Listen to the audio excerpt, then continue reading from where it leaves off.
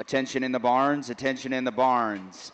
It is not a suggestion for you to wear your back tag. It is a requirement. Please wear your back tags.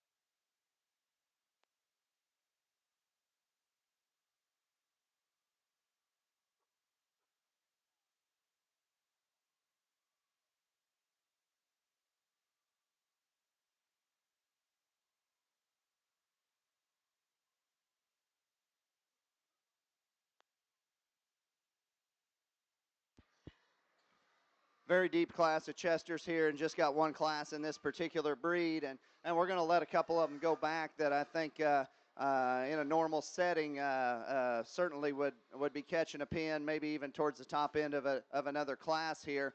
Just going to talk about a couple of them. The young lady here, I mean, that thing paints an awesome picture from the side. If you just prop him up on the backdrop, I mean, I think I'm seeing that barrow at probably 2 o'clock versus 12 o'clock. I mean, there's just not enough punch and width and mass and spread underneath in relation to what he has up high. Wants to get a little more vertical in terms of his blade there as well. But the young lady's done an outstanding job of getting him presented, skin and hair-wise, getting him driven. I think a very, very nice pig to be sending back. Got one here come in early. The young man's just having a little trouble getting drove. That wants to be a little piecier off each end, but I do appreciate the fact of how fresh and square back this hog is. He kind of wants to push a little bit on those rear two and kind of camp them up underneath of him and close up at the surface as he comes directly to you. But if you could just, kind of paint a picture from the side in terms of one that's got a good look and a fresh back, there's an awful lot of good there. Just not sure if the top matches the bottom well enough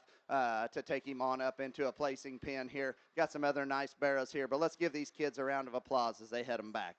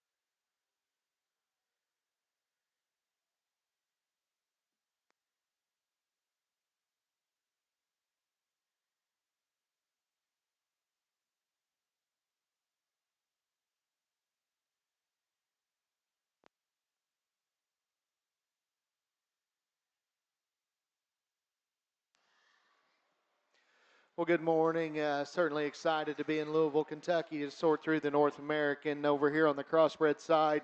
And we got a nice class here to start us off with. What we got left in the ring, we're going to go ahead and dismiss on back, but discuss a few of them. The blue gilt down here to my left, extra stout, got good body shape to her there. Just need to correct her off of both ends and maybe freshen her up a little bit.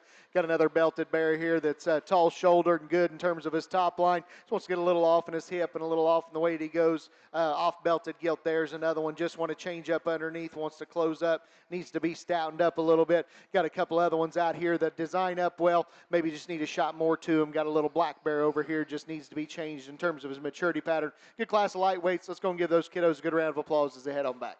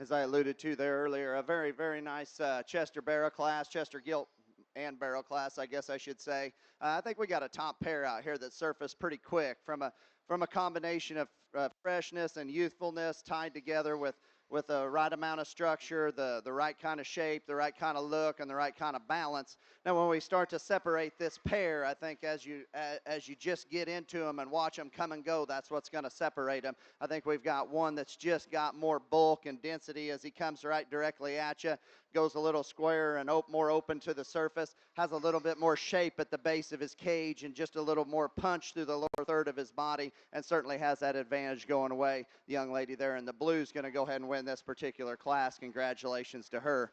Now, this young man's barrel, when he comes in and he gets his head pulled, and then that thing's athleticism. I actually think that hog's a little better in the set and angulation to his shoulder if we're going to get nitpicky on this pair. Hog you'd maybe like to clean up at the top side of his neck just ever so slightly. More than anything, just get into the middle section of him and just give him more in terms of shape to his lower cage and just more to the center portion of his body cavity. Appreciate his flexibility and his athleticism and his balance. Young man does a good job of getting him drove.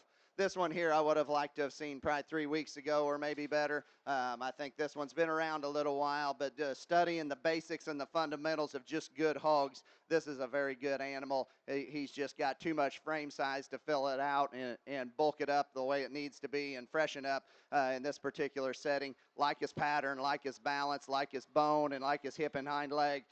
Just got to be more of him coming and going. Now this one here is the fresher one of that pair as this lighter weight one comes right directly at you. Just like to stouten this one from a forearm and front foot standpoint. He wants to read a little more fragile up through the front third of his skeleton than he does the rear third. But talk about fresh, shapely, square, good-headed. Lots of good in this particular one. Just looks like he's running out of gas up front there to get him moved on up any higher. He is more compositionally correct than the barrel that comes out in 5. Just basics of everyday hog production, just fundamentals. This is a good barrel right here.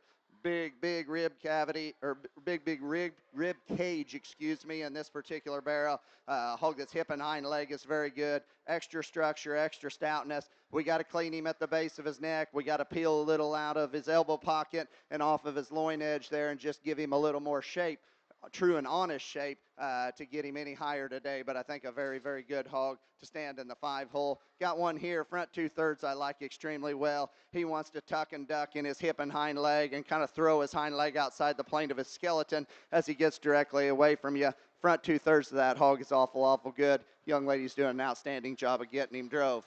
If we could restructure this one off of both ends of his skeleton, he might win the class, because from the side, you think, man, this thing is awful good. I love his head and neck. I love his freshness. I love his upper lines. I like the length of his hip. The hog wants to cave too much as he goes to the surface, coming directly at you, and he wants to push too much in that, especially in that right rear hock as he goes directly away. Doesn't affect his athleticism, but that thing's pushing too much for me, and he's caving too much as he comes right directly at you to get him worked up any higher in this particular class. The young man coming right here, good productive looking kind of a barrow here again. Wants to pitch forward in his shoulder there a little bit and run out of gas as you take him to the surface up front. But I think just a good practical kind of a barrow with a good hip and hind leg. He too just needs more general width at the surface. As we keep him coming here, finishing out the class, got a hog here that maybe just doesn't quite balance up on his upper top line, wants to give up in his hip loin there a little bit, kind of throw his balance. A hog that maybe like to spread at the surface as he gets directly away from you, and maybe just kind of blend him, like I said, a little better front to rear. But I think a very nice ninth place barrow. Here again, we got one that just needed to be shown probably 3 or 4 weeks ago. There's just not enough of this one left, but a good pattern kind of a hog to finish us out here in this particular class.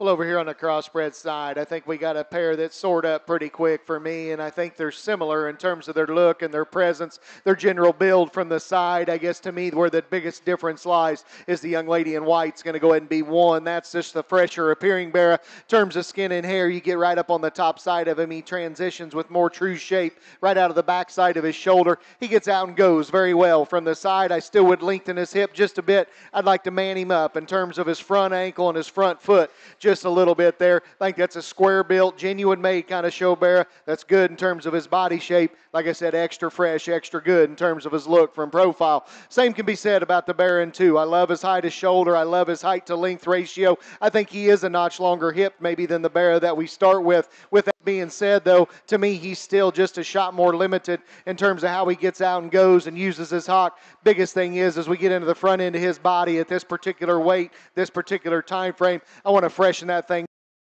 jawline in terms of his skull to make him make that pair just that much closer. But I thought general build, condition, shape, design, I thought he's the one that next needed to move up in this particular class. The black-headed barrow, he's probably the most powerful one of the top three when you study him in terms of chest, arm, maybe center body, and just upper cage. To me, he's another one that gets a little more limited in the way that he goes off of his rear too, wants to start to put a little pressure on his outside toe. Another one just like to freshen him up a little bit there at the top of his pole, clean him up in his flank there just a little bit as well. The one that is maxed out in terms of back shape and just look and presence ahead of his blade is the barrow that comes out next, and I appreciate that about him. I just got to make him more mobile in the way that he gets out and goes. He's just tighter and more limited up front, especially tighter and more limited in the way that he goes off of his rear too. Maybe clean his rear joint up just a hair. Presentation, shape, mass, up high, width, squareness is all very good. Nice kind of barrow there to land in 4.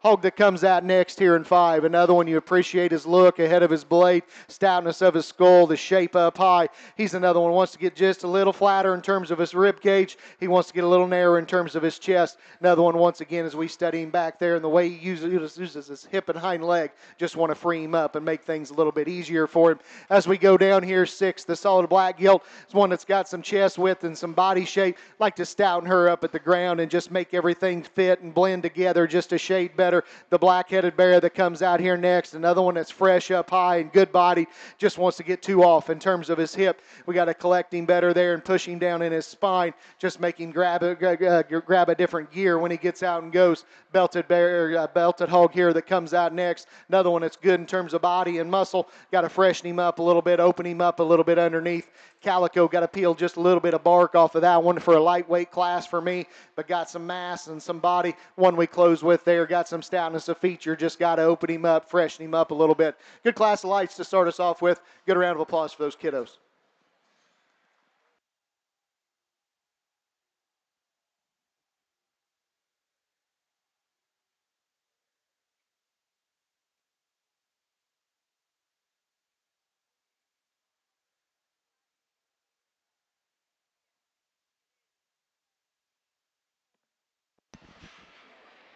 Results out of our just completed Chester division. Your first and champion goes to Haley Walker from Colorado. Second and reserve, Hayes Platt, Indiana. Third, Preston Ford, Iowa. Fourth, Summer Carothos, Arkansas. And fifth, Allie Hankus, Illinois. We are now showing Class 4 Durocs.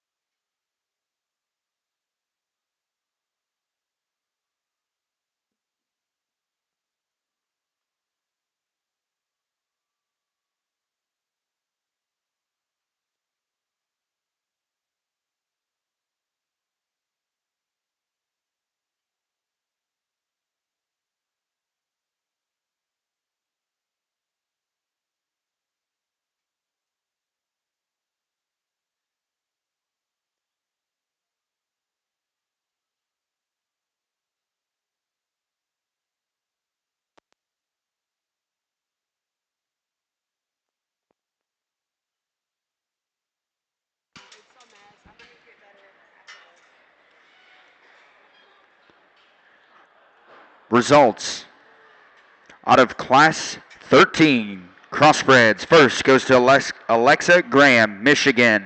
Second, Camlin Dimnich, Indiana. Third, Bryson Cooper, Indiana. Fourth, Jake Seymour, Arkansas.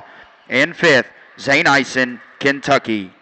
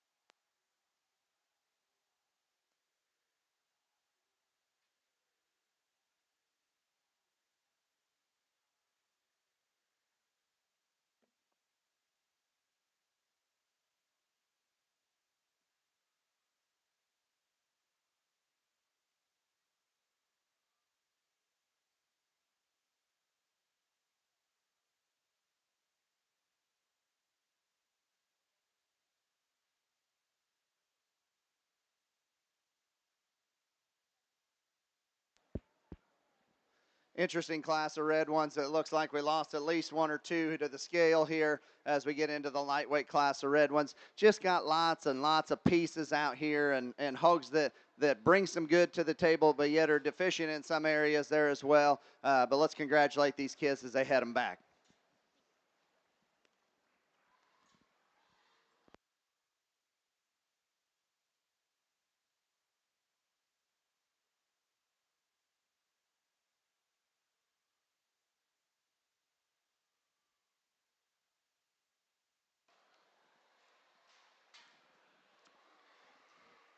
Another good class here, and one that's got a little bit more depth to it as we get into to our second class over here. Got some bears heading back that still have some value. The more traditional belted bear there, the young lady in the blue's got, that one's got some shape up high. He just comes in a few more pieces from the side. Want to change him up in his top line and change him out there through his hip and just make everything balance, come together there a little bit better. The blue bear here's one's pushing a little extra cover, got a big rib cage laid into him. Another one here has got some height of shoulder to him, just got to give him more true shape and spread up high.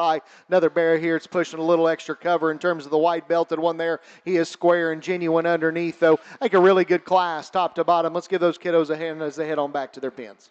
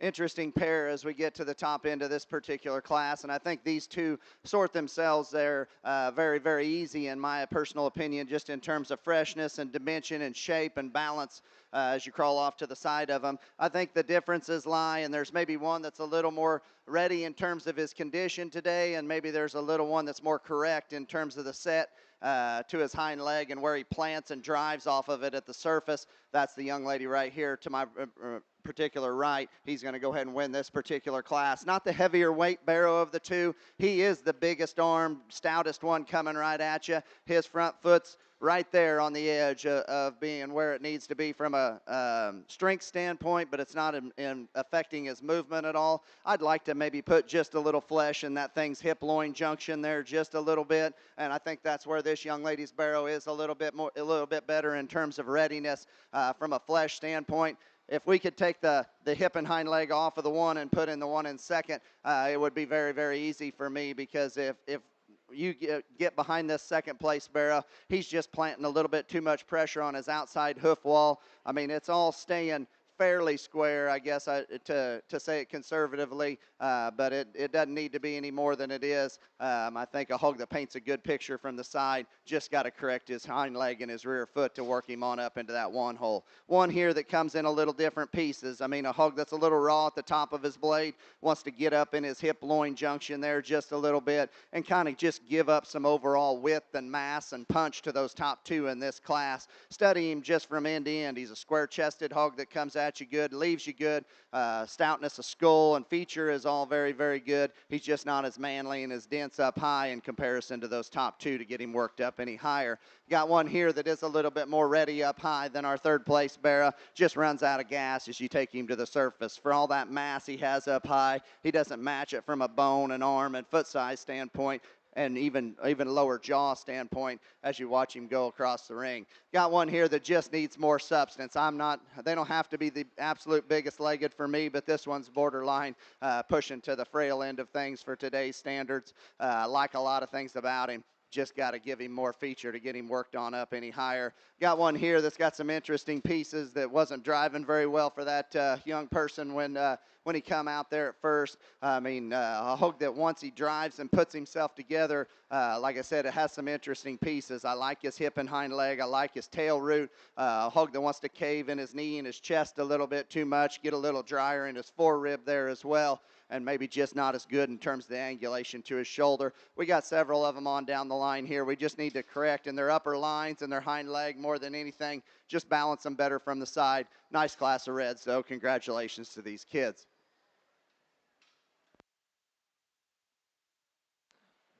You got a good class over here on the crosses, and I think there's some give and take as we go through even these top six, and maybe not one that just jumps out and says, hey, I'm the one I need to use, and the one I keep coming back to is one that came through early, and I think he's one that's hard to pick a hole in. He's maybe not just super exciting in any one regard. I think he's the truest, he's the most genuine, he's fresh in terms of how he's put together. That's the young lady's Blue Bear right here closest to me. That one's square and true in the way he comes at you through his knee and through his front foot. He's got a big square hip and a good functional hind leg. When he leaves you, he proportions right from the side. Is he just tricked out in terms of his look and shape up high or his extension up front? No, he's not, and that's where you may just say, well, he's not one that just grabs my attention. But I tell you, when you take the time to just break him down and study him for what he is, he represents the most quality in this particular drive to me. The white belted bear is going to come next in two. If we just step off to the side of him, he's the one that grabs my attention. That one's high to shoulder, his stoutness of skull, the stoutness to his jaw,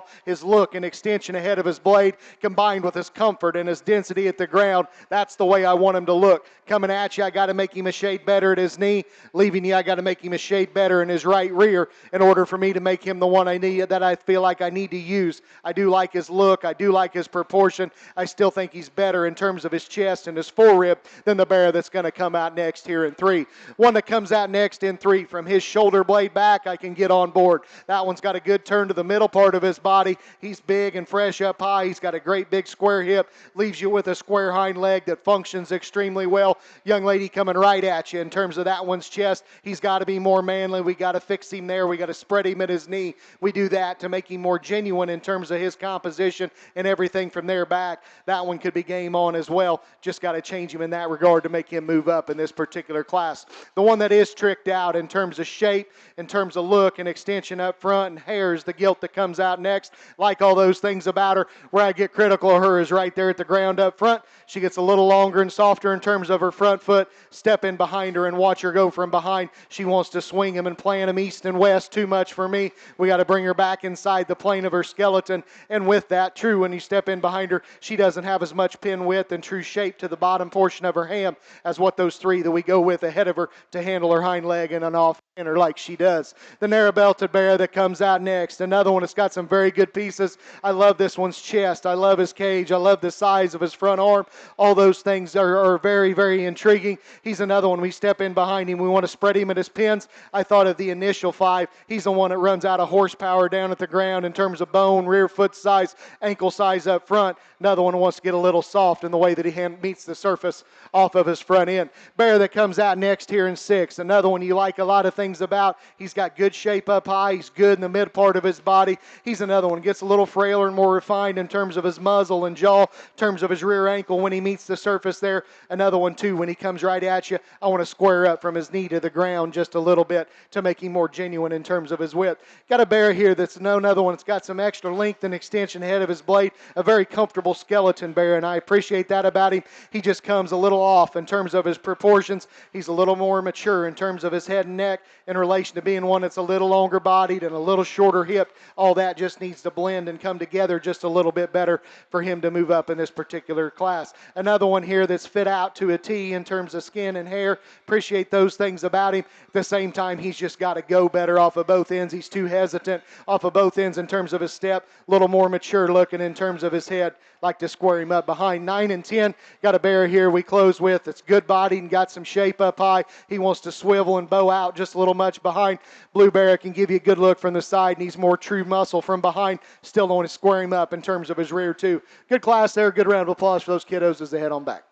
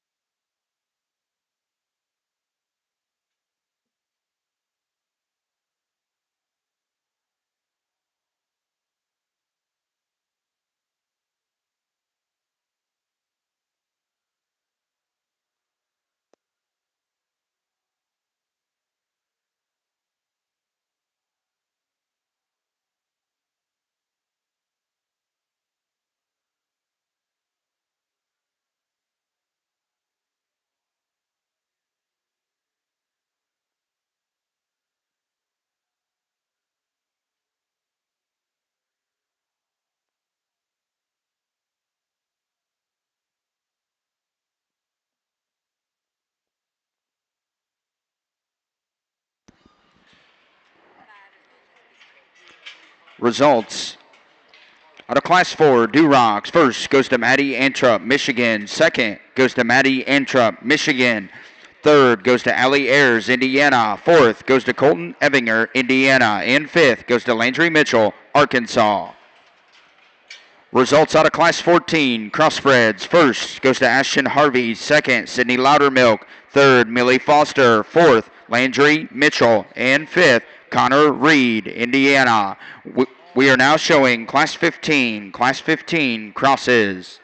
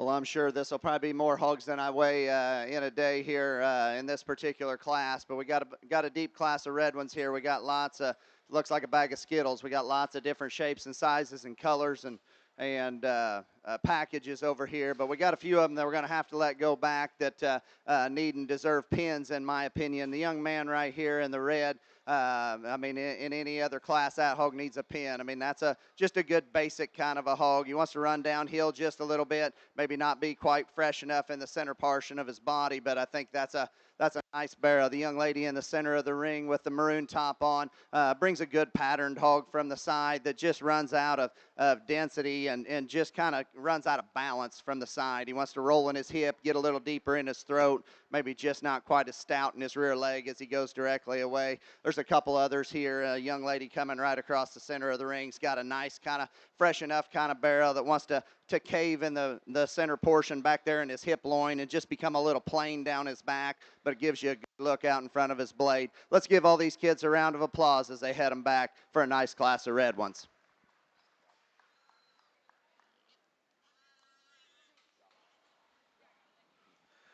Deep class over here on the crosses as well, and some they're going to head on back. The traditional belted gilt in the middle of the ring here is one that can give you a good look from the side. Wants to close up off of both ends a little bit. Got to give her more real shape up high. Got a really good presented barrow here that unfortunately is just not comfortable today off of either end. We make him get out and go a little better, and he could certainly move up in this particular class. Another really good skin and haired barrow here. You appreciate his look and his design. Another one just gets a little soft, a little ouchy up front in the way that he gets out and goes. Tremendous class here. Let's give these kiddos a hand as they head on back. We'll sort through this top end.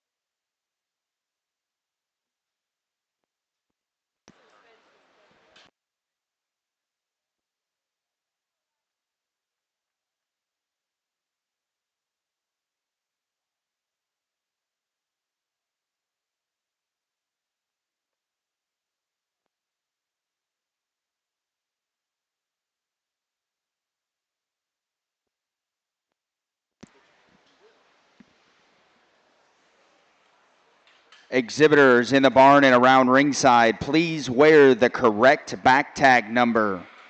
Please wear the correct back tag number so when you get sent to the scales, we know who you are.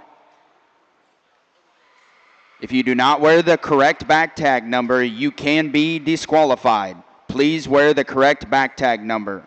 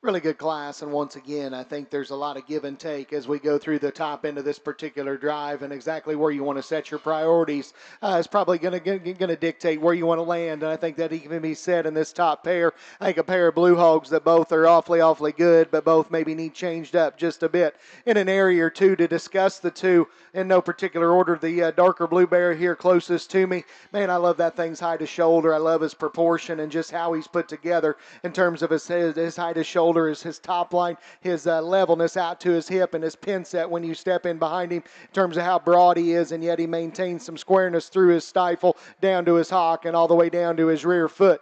Coming at you, I'd change him up, and from his knee to the surface just a little bit. I would like to just freshen him in the mid part of his body, just a hair there as well. I think that's a very good bear that, although he maybe is just a shade shorter in terms of his hip, I like the set to his rear ankle and the use of his rear heel just a shade better than the other bear that's out here with him. No doubt the more predominantly white bear is extra stout in terms of his feature. I love his skull shape. He's more manly coming at you through the base of his chest and through his knee. He's big and he's rolled out up high, got a good turn to his forerib. I guess the biggest issue I have with him is we get back into his hip. I just want to take his tail and pull it back and pull it up and just lengthen his hip, spread his pin set just a little bit, and I think if we did that, I think he'd flex his rear ankle and his rear pastern just a shade better as well. I think that's getting awful critical. I think it's awfully close. Like I said, pick them how you want them. I think it's close between that pair. Ultimately, I think the one that's just that much fresher in terms of how he's put together, in terms of chest, body shape, upper skeleton. This young man's predominantly white bear. He's going to be 1.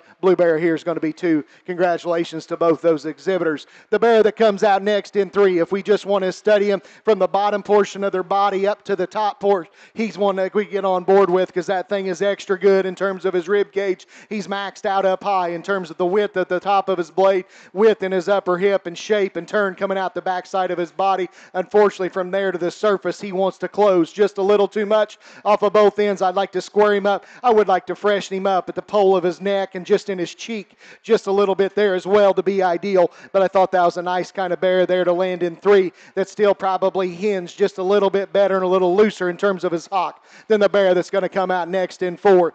From the side, in terms of height of shoulder in relation to length of body, I like the bear that comes out next. He's got a lot of good things going for him. He's stout in his mug. He's stout in his arm. He's stout in his rear leg. Step in behind him. He wants to push the limits a little far for where I like in terms of his hock and how he sets on the outside of his hoof wall. From the side, he wants to tie his neck in just a little bit rougher there into his top line, change him in those particular regards, and I think he's a very nice bear there. Blue bear here that comes out next. One that comes in a few more pieces. I like a lot of things about him. He's probably as loose hinged as any that we've had to this point, and I like that about him. He's still good in his chest and good in his arm. He wants to come apart in his top line, and it draws away from his balance. My biggest thing is I step in behind him. He gets a little coarse and a little puffy in terms of his hocks. Clean him up in that regard, and I think maybe just change him in his top line a little. He can push up into that top 5, even that much higher. Bear that comes out next, another one that's good and fresh in the middle part of his body. Hog that you appreciate that about. I don't feel like he has as much true muscle. We get right up on the top of him. He's a little plainer out of the back of his blade, a little plainer back to his pin set, and yet when we transition him to the surface, he gets a little soft up front, a little frailer in terms of his rear bone as well. Calico that comes out next, bulky top, kind of a pig, good in terms of her body shape and her mass up high, a little more limited in terms of her hip and her hock and the way that she goes. She's another one that transitions to the surface, wants to close at her knee, close from behind, just want to square her up and make her a shade more genuine all the way through. Black-headed gilt that comes out next, another one's got a big top, a big arm, and a big mug laid into her. For all that, she comes at you too narrow through her chest and through her knee, want to limber her up, and the way she uses her rear too. Bear that comes out next, fresh back, fresh middle kind of a bear, one that's just pushing a little extra cover, one I'd like to lengthen out a little bit ahead of his blade as well, one we close with, extended made kind of a bear, just needs to be more comfortable out of his front end, stouten him up just a shade as well. Good class top to bottom, lots of types and kinds there. Let's go and give those kiddos a good round of applause. Well, as we get back over here into the pure ring and get into the heart of the red drive here in this heavyweight class, like I said, when I sent, I think, 10 to the scale, we might even have lost one or two there. I don't know, but I think we got a very, very good class over here with lots of different parts and pieces, and these two surface very easily, in my opinion, to the top of the class when you just start talking about the kind of pictures they paint from the side from an assembly standpoint, how their head and necks and their freshness and come into play. I think as you study them and as you drive them a little bit longer, there is certainly one that is just more dense everywhere. And with that being said, he's the cleaner one at the top of his pull, a hog that certainly has just as much spread, if not more, in shape out the backside of his blade. When you get up on top of him, plants and drives off of a big hind leg and rear foot. There's every once in a while I'd like to change where his left foot hits the left rear hits the surface just every once in a while when he gets to leaning into that young man. But I think he's the best one. Young man in the center of the ring is going to go ahead and win this particular class. Length of hip and length to the top of his hip and levelness that benefit goes to this particular animal right here in second. The longer the drive goes, this thing wants to pitch forward in his blade there a little bit too much and start pushing. A hog that you'd like to clean up at the top side of his neck there ever so slightly. I love that thing's freshness from the back side of his blade to the front side of his hip there. I love his length of hip. I think this is something as a breeder and just looking across breeds, but especially in this breed, we are going to have to focus more on the length and levelness to these things' hips and get their hip loin shoved down in them. That's where this hog's got that advantage. He just needs to be better in that angulation to his shoulder, maybe even a little stouter in his muzzle and the base of his jaw to match all the mass that he has there behind his blade. Got one here that's very, very, very well presented. Young lady does an awesome job of getting him driven. I love the skin and hair texture and the color and freshness to this hog. Wants to bunch up just a little bit. Wants to drop in his hip and roll there just a little bit in his hip loin. Front 2/3 of that thing I think are amazing in terms of a really good rib cage, where his head and neck tie out the top side of his blade. Of the top three, I prefer it where his head and neck ties. Just need to lengthen and level that thing's rump and pull his hind leg out from underneath of him ever so slightly. Barrow here in 4 is the meat and potatoes barrow, if you want to use that term for this one. Man, this thing is wide and stout and dense and burly. A hog that's got a big stout skull and mug as he comes right at you. Like to pick that thing's head and neck up out the top side of his blade, give him a little more show barrow presence. Like to clean up the top side of his neck ever so slightly. But where I really want to take issue with this one is I'd like to shove that hip loin down, lengthen his hip. It doesn't affect the movement of his hind leg. It just affects his balance here as you watch him go across the ring. Young man does an awesome job of getting him drove. Congratulations to him. Got one here that just isn't dialed in from a composition standpoint or fat cover standpoint well enough. He wants to get a little bear over his blade and his forerib and back there into his hip loin. Love his pattern and his balance from the side and his general squareness from top to bottom and front to rear. He just got to be a little more ready for the show here today in this particular class. Man, this one can get, I mean, you could take some pieces out of this one that look very, very neat, but at the end of the day, he's too short-hipped. His hip loin wants to sit up in him, and he's too frail at the base of his jaw for all that mass and power that he has up there through the top side of his skeleton and the center side of his skeleton. Lots of good in that particular hog, just comes in a piecier package. Young man here struggles to kind of get this gilt going. She's got some interesting pieces for a gilt in this particular class. I mean, that thing's got some shape, she's got some muscle, she's got some look.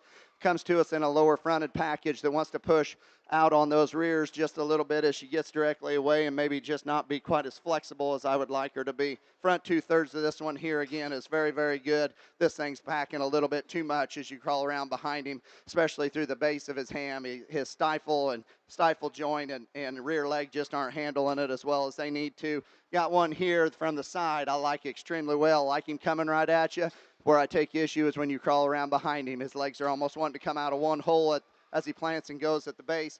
He's just got to be spread wider there. This hog that's going to finish out the class does have that advantage, but doesn't have all the extras in terms of bone and feature and athleticism. Nice class of reds. Congratulations to all those kids.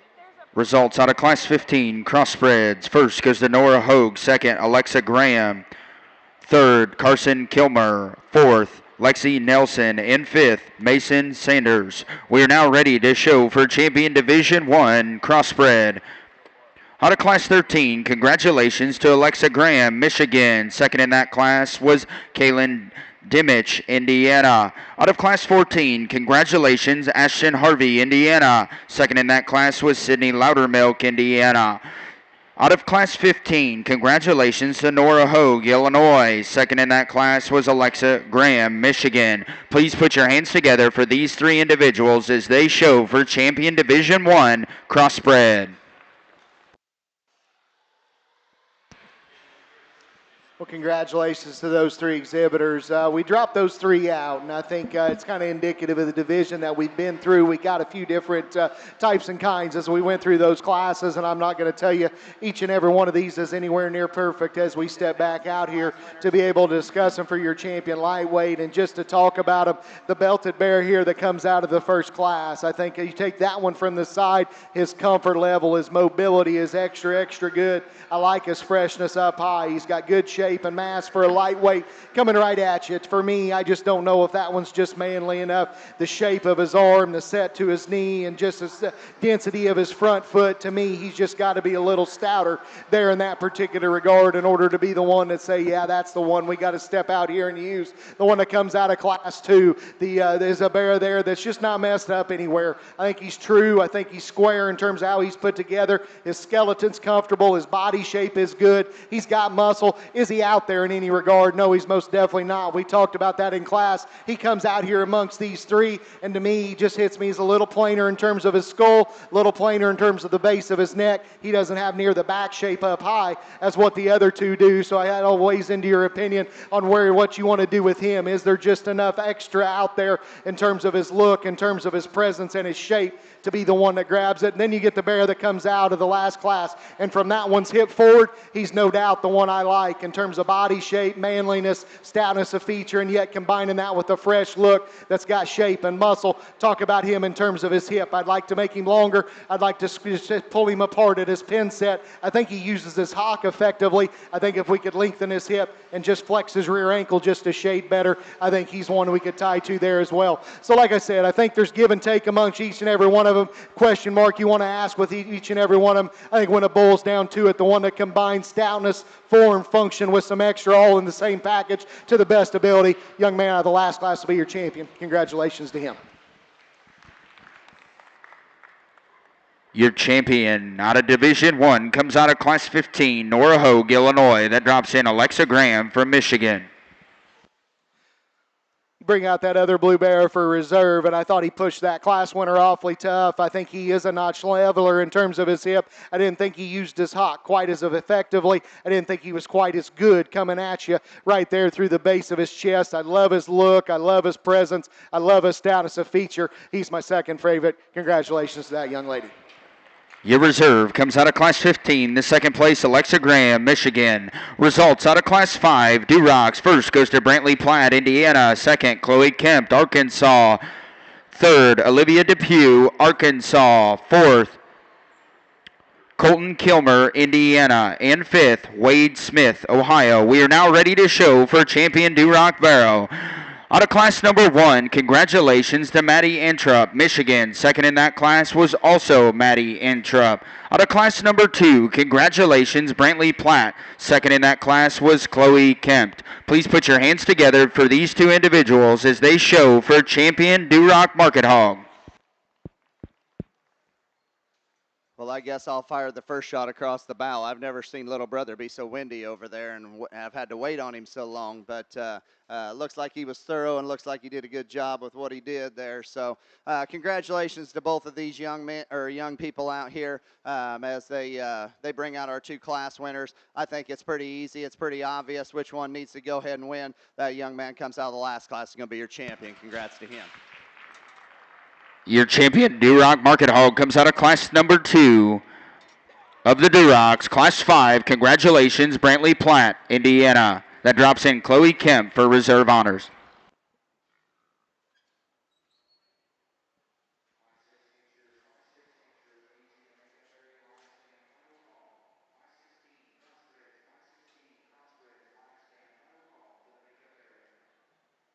as we bring that second place barrow out here. That was for sure the deepest class we've seen all day, and I just talked about that hog, you know, where I'd want to change him. I'd like to set him back in his blade there ever so slightly. You got the lightweight class winner that comes out there. That was a good pair in the top end of that lightweight class. You know, you have to ask yourself, is this one, you know, maybe ready enough back there from a flesh standpoint, back there in his hip-loin junction? He's carrying just a nickel more in the base of his neck when you get back and study him. I think they're both very, very good hogs. But when a class is that deep and a pair's that good, I'm going to keep them together. The young lady with your heavy is going to be reserved. Congrats to her. Your reserve champion Duroc Market Hog comes out of class number 5. Congratulations, Chloe Kemp, Oklahoma.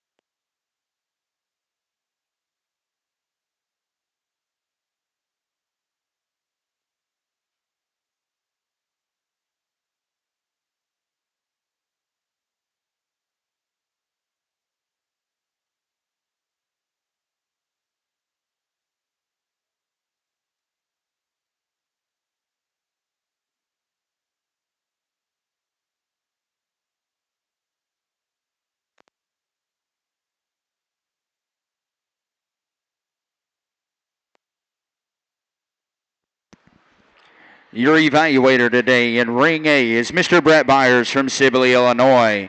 Brett and his wife Jody own Byers Farms, Illinois, a 40-sow Duroc operation with a few Hampshires for his kids' bred and owned program.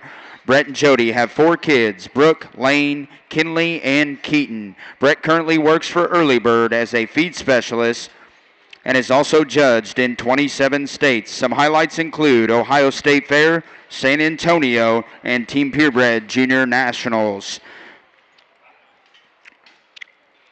Your evaluator today in Ring B for your crosses is Mr. Todd Byers, his little brother from Abernathy, Texas. Him and his wife Mariah own Byers Farms, Texas, a 40 Sow, Chester, and Crossbred operation. They have 3 kids, Briley, Zane, and Blaine. Todd currently works for Premium Advantage Show Feed as a show feed specialist. He is also judged in 27 states at all levels. Highlights include Ohio State Fair, Team Purebred Junior Nationals, and World Pork Expo.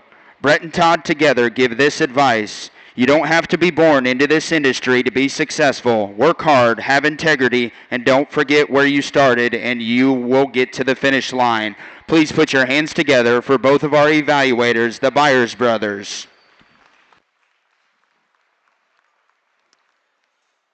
So we move into our next division over here on the crosses. We got a little bit smaller class here, but I think good quality.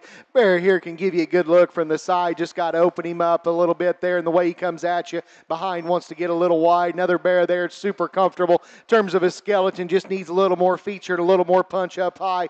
Blue gilt there is just a shade flatter and a shade tighter. Blue bear here is good in terms of his body, fresh in terms of how he's put together. Just want to make him more genuine underneath there. Got another bear here, the kind of funny belted one in the middle, short-bodied, good middle kind of a bear, just a little more limited off of both ends. Good class top to bottom. Another round of applause for those kiddos as they head on back. We'll sort through that top end.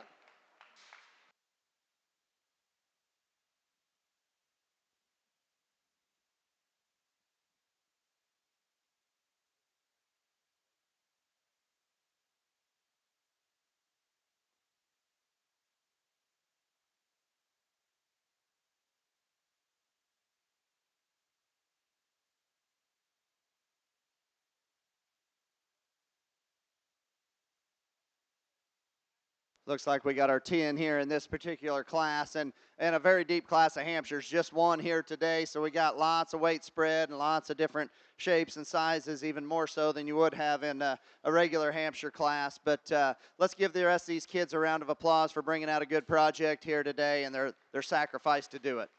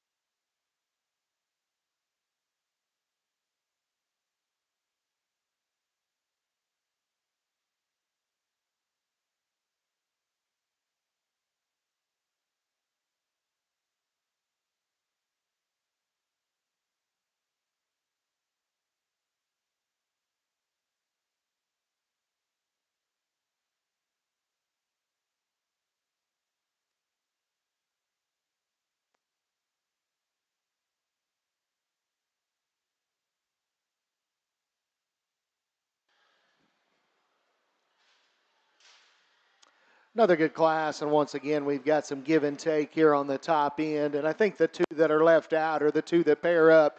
In my opinion, I think they're hogs that are similar in terms of being opened up and square and genuine. In terms of how they're put together, they got big blades, they got big rib cages, they're good in terms of shape and mass, and I think ultimately both of them probably where you want to get onto them, both probably need change just a little bit in terms of just lengthen both of their hips just a shade, and in my opinion, in order to be ideal. I think it's close between the two. I think there's one just a notch fresher in terms of his skull and his jawline. Get right up on top of him. I think he's got more natural turn coming out of the backside of his shoulder. That's the young lady's painted up bear here closest to me. He's going to go ahead and be one in this particular drive. Like I said, I'd like to lengthen his hip just a little bit to be ideal and just extend his rear leg travel. But I think of this particular drive, he's the one we needs to go ahead and use in this particular class. The blue bear that's going to come next, a lot like him in terms of blade, chest, center body, extra stout in his mug. I like all those things about him. He's broad and square as he comes and goes. At the same time, I just don't read that one quite as fresh in terms of his jawline. Step in behind him, he's another one I'd like to lengthen his hip. I thought the longer we go with him, the more he wants to stab him and start to push him outside the plane of his hip just a little bit there as well. I think that's a very good top pair here in the top end of this particular drive. I like the bear that comes out next in 3 in terms of his height, his shoulder. I like his proportions. His looseness to his hip and his hind leg is better than the two we start that. Now, I appreciate that about him. That's what made this close for me, because I think he's the one, if we just take him from the side alone, I think we can maybe start to get on board with being one that we can move up into the top spot. It's this view right here coming at me is where he slots third for me. He's another one that's a little more mature about his skull and the crest of his neck. Transition that down into the fact he's not as broad in his chest, he's not as square in his knee, and good in his forerib as those two bears that we start with. But I did like his extra ability to hinge his loose a hip and hind leg and still balance from the side. That's a nice bear there that lands into 3. The bear that comes out next in 4, fresher in terms of his appearance than the bear that goes directly ahead of him. I like the stoutness of his skull. I like the way he drives at you. Get right up on top of him. He's another one, maybe planes out just a little bit right there behind his blade. To me, though, I just got to fix him in his hip loin, clean up those wrinkles a little bit, free him up a little bit in the way that he uses his rear leg as well. But I thought a very nice bear there to land into 4. The black-headed hog here that comes out next in 5, a good-chested kind of a show bear that's got a good body shape to him. He's got shape up high. He's another one that's maybe not just quite as fresh in terms of how he's put together. He's got a little more cheek and a little more there through the crest of his neck. I'd like to lengthen his hip. I'd like to extend his rear leg travel. And of the top 5, he's the one that also ran out of gas at the ground in terms of bone and foot size. Bear that comes out next here in 6, good-looking show bear from the side, good range of motion, coming and going. He's just a little flatter, a little narrower, getting in the mid part of his body. He's just too flat in terms of his forerib and his mid body there to move up in this particular class. But he's got good shape up high, hinges loose and good underneath.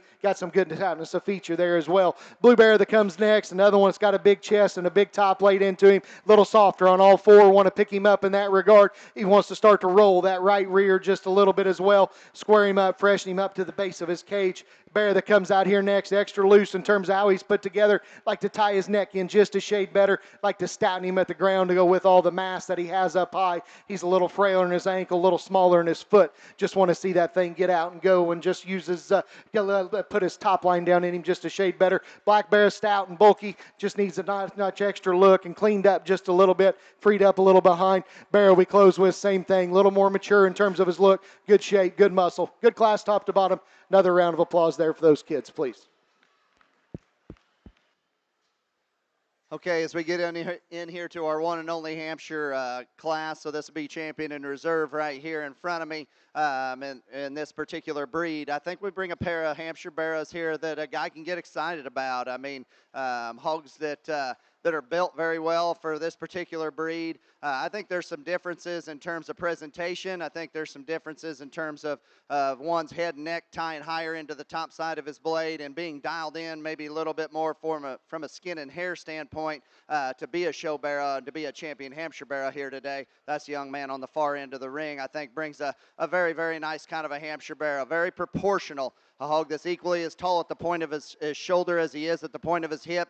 has a comfortable kind of set to his shoulder and a comfortable set to his rear leg. I would like to clean up the hock joints on both of these barrows just a little bit, so I think that becomes a little bit of a wash. Maybe like to take just a nickel of swelling out of him right back there. I don't think it's enough to make a call on it, whether it's good or bad. It's just there. But I think a very nice barrow. This one's the one that hit me first because he was early in the class, and I thought, man, if we don't see another one, this one's good enough to win because, I mean, this thing's rolled up high. That's a broad, burly back with a big arm and a big hind leg. Maybe he wants to turn his hock in there ever so slightly. Maybe not plan on quite as big of a rear foot as that one does in first place as he gets away from you. Like I said, just like to present that one a little bit more from a show barrow standpoint. Take his head and neck up out the top side of his blade a little bit more. That's where a third place barrow has a little bit more of an advantage in terms of presence out in front. A hog that's level in his back and long in his hip, like those things about him. Hog the gist has got to be better off of those rear two. He's got to plant and drive with a little more flex and give to that rear pastern and rear hock joint. If we can do that, that certainly makes the conversation interesting up here in the top pair. Got an off-belted barrow here that you got to like a lot of things about, from just looking like a elite kind of a Hampshire show barrow from the side. Skin and hair is dialed in. The young lady does an outstanding job of getting him drove. He's dialed in up high good enough. A hog that runs out of gas from a bone perspective as you take him to the surface behind, and just doesn't do it in an athletic enough fashion for me there as he goes off of those rear two. That one can win a lot of Hampshire barrow classes, though. Got a good class here. Fifth place gilt coming out here. Brings some interesting pieces. I mean, a gilt that brings maybe as big a legs and as much structure as anything in this particular class.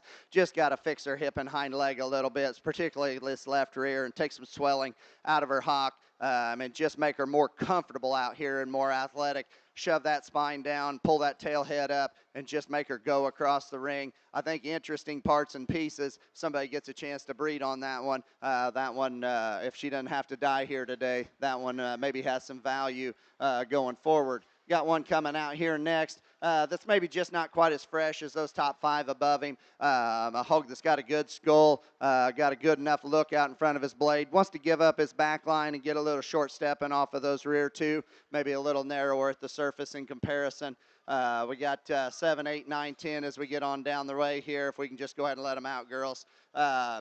Got another one here, another off-belted hog here again. We got to fix a hip and hind leg on this one. Just balance them a little bit better. Need more width and dimension in this one right here. Got a lot of quality in this particular class. Let's give them a round of applause as they head them back.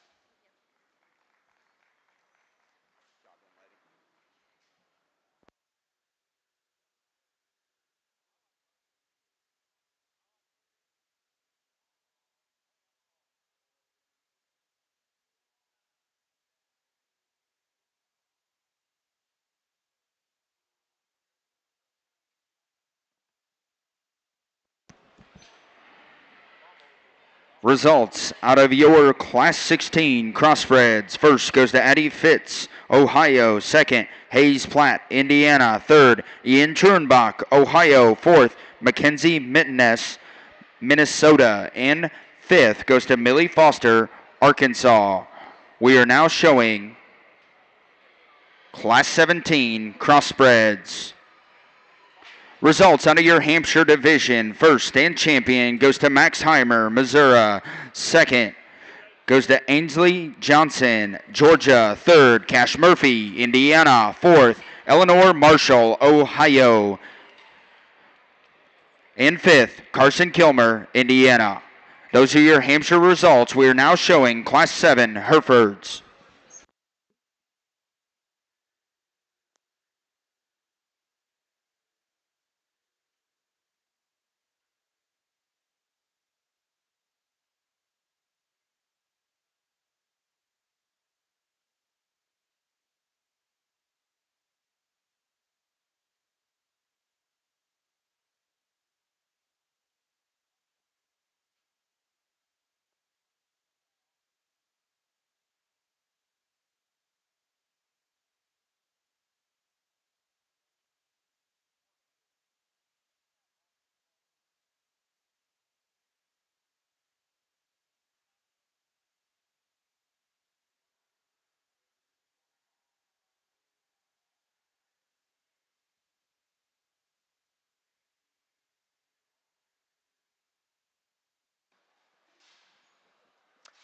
Well, by far the deepest class we've had over here on the crossbred side of things, and excited to bring a few of these out. Going to let a few go back that in other classes certainly would have caught some pins. The black-headed bear here's close, and he's probably my next one. I like his chest. I like his body shape. He's a little plainer in his shape up high. I didn't think he was quite as stout at the ground as some of them. We got pins over here and wants to roll in his hip there just a little bit, but I thought that was a nice kind of bear there. The young man's narrow-belted black-legged pig. Here's another one. It's tall-shouldered. He's got shape up high. He wants to funnel and just close at the ground off of both ends, both in terms of just width and in terms of bone and ankle size. Got a blue gilt there on the far side. Neat looking, just needs filled up and freshened up a little bit. Got a bear there on the far side. Good rib, needs a little more shape. Bear here's got some shape and some body to him. Just got to loosen him up and statin him at the ground. Got another bear here that's good in terms of body shape. Needs a shot more true shape and muscle up high and leaving you. Really good class top to bottom. Some good pigs heading on back. Give them a nice round of applause as they head that direction.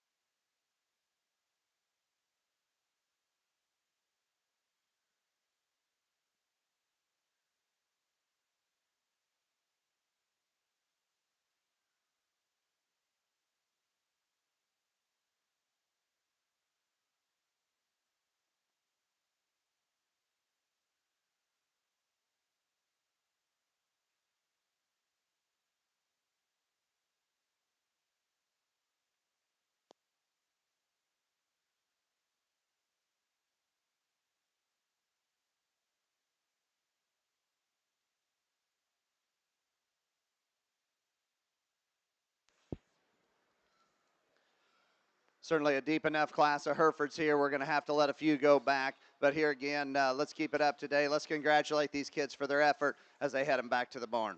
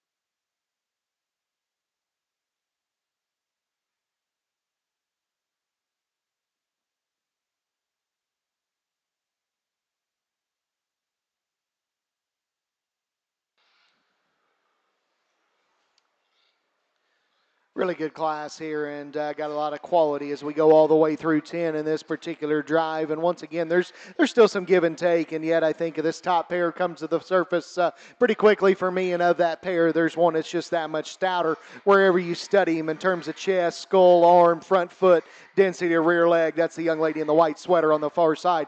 That one's going to go ahead and be one. As you take him from the surface up, I think he's more comfortable in his shoulder and in his front foot. Coming at you, he's better in his knee and through the base of his chest. His shoulder angles pitched back in him more correctly. I love his body shape. He hinges loose behind. He pushes the limits of where I want to be from a comfort standpoint. When you step in behind him with where his hock and where his stifle set, he's out there, and he's not for the faint of heart in that particular regard. But I do like his shape. I like his density. I like his balance and his proportions from the side.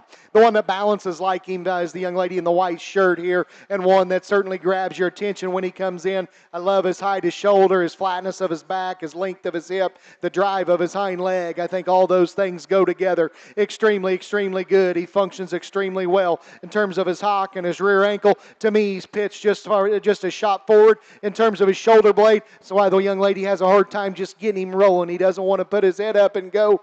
His shoulder needs to be relaxed. I'd like to change him up at his knee just a shade when he comes right at you. Comparing apples to apples there when you take the bear directly ahead of him, he's not near as stout in terms of his muzzle, in terms of his jaw is what that bear is either. But I think that's still a very, very good pair here at the top end of this particular drive. The bear that comes out next in third, I think one you got to appreciate for a lot of things because he's true and he's square off of both ends. He's stout where he needs to be. He's good looking up front. He's good in terms of his body shape. Love his freshness at the top side of his skeleton. To me, we step in behind him of the initial three. He runs out of gas in the seat of his pants, and yet we set him into motion. And the longer we drive him, he wants to start to throw that left rear, and he's just not as comfortable there as what those initial two bears were. I think that's an excellent trio there, the top end of this particular drive. Bear that comes out next in four, I think has a lot of intriguing things about him. I'd like to blend him together a shade better, but his pieces that are good. I love the shape of his skull. I love the density of his arm. I love the height of his shoulder.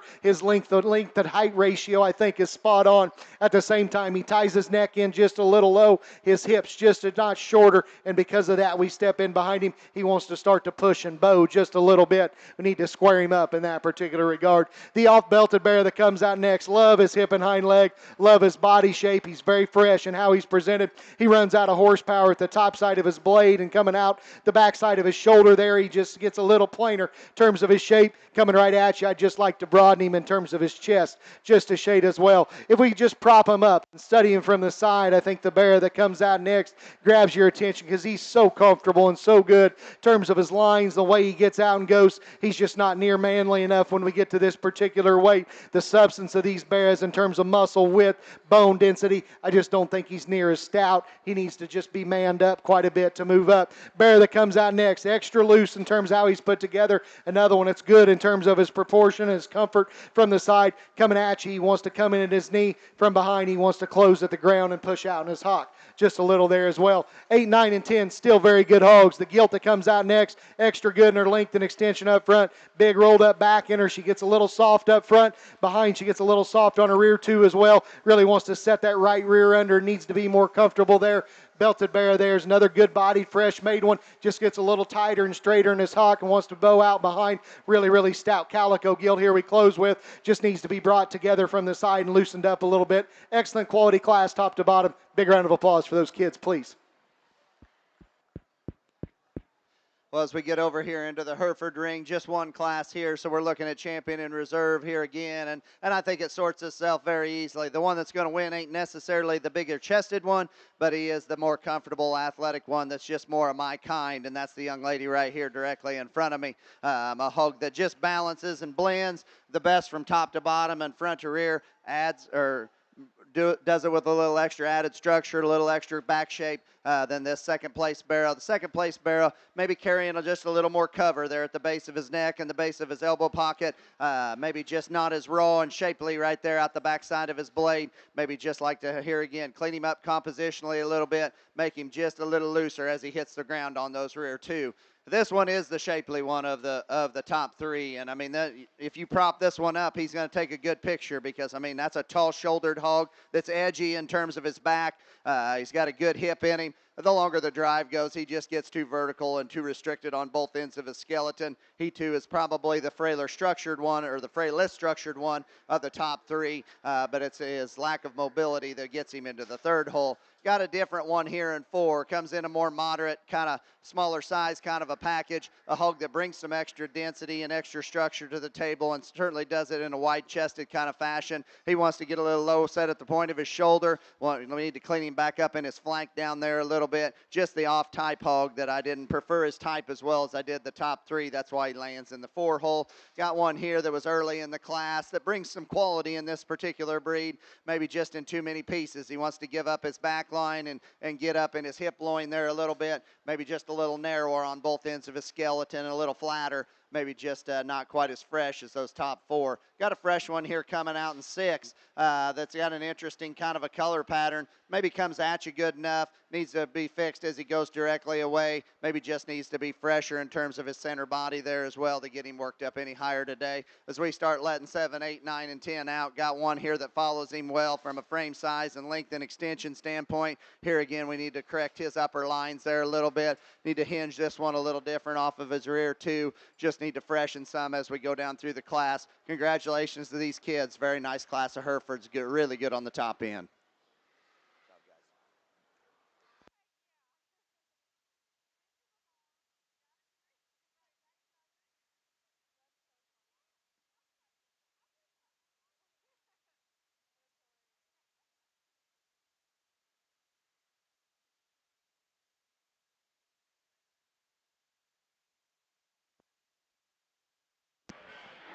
Results out of Class 17, Crossbreds. First goes to Anna Frankie, Oklahoma. Second, Sydney Bertolino, Illinois. Third, Aubrey Kaiser, Georgia.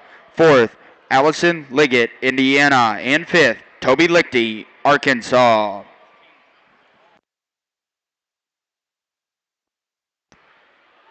Your results for Herefords without halters. First and champion goes to Parker Elsinger, Ohio. Second goes to Cray Emmenheiser in Indiana. Cray is also reserve champion, Hereford Market Hog. Third, Anna Lawrence, Indiana. Fourth, Everett Johnson, Indiana. And fifth, Balin Wallace, Indiana. We are now showing our only class of Landrace, Class 8 Landrace. Class 9 Polands to the makeup area.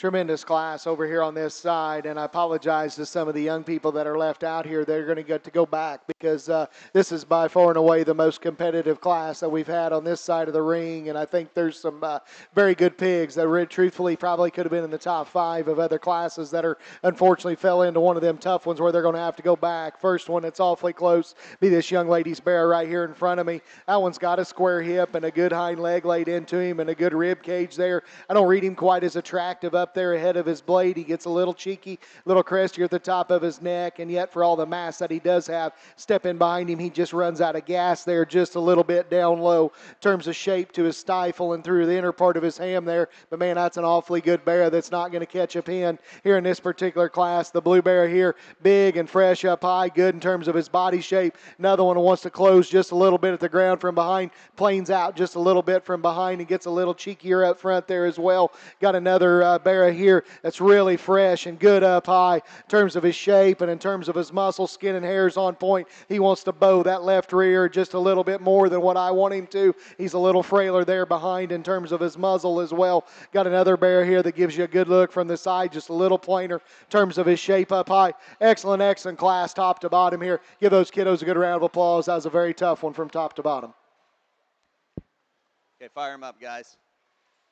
As we get over here into the Landrace ring here, I'm going to grab the microphone before Todd does again. But I think we got a very logical class winner. The young man right here in the center of the ring brings me one that's just the most athletic, most comfortable, probably the most compositionally correct barrel within this particular class. I think a hog that paints a good picture in this particular breed. He might not be the biggest centered one as you get back in there into his rear flank, but I think it all balances very, very well. Hog that's athletic, comfortable, attractive, fresh, good hog. The young lady coming here in second, I guess the decision for me was between second and third. We can let them both out here. I think this one's just more comfortable in terms of his structure and more put together from the side in a more correct kind of fashion. That thing's looser up there in his shoulder set. He's looser in how he hinges off of his rear too and covers the ring and handles it a little bit better. I think 2 hogs that are very similar and very close. It's athleticism that sorts them for me. We got the heaviest weight hog here, and if you want to say he's the biggest legged one of the drive, I'm not going to argue that at all. He wants to cave in his knee a little bit too much and become a little more ordinary there out in front of his blade. Hog does have some shape, does have some muscle, presented very, very, very well and very capably driven. Just got to loosen and just make that one here again looser off both ends and more athletic to get him worked up. The young man brings a 4th place one here that's giving up some pounds in this particular class, wants to deviate too much as you take him to the surface up front, watch him go. As he goes away, would like to set down his spine in him and just make him more comfortable off of both ends of his skeleton, but certainly has muscle, shape, and look. The young man does a good job getting him drove. Well presented one coming here next that's going to tip the scales in a pretty large fashion, I'd say. That one's very, very heavy. Are you glad I didn't run you across the scale, buddy? There you go. Yeah, I identify as 115 too, but I don't weigh that. So, good pig, well past his prime. I think the young man knows why he is where he is. 5 or 6, 7, and 8 here. Nice class of Landrace barrows here. Maybe just not as well put together, not as fresh, not as dimensional. Congratulations to those kids.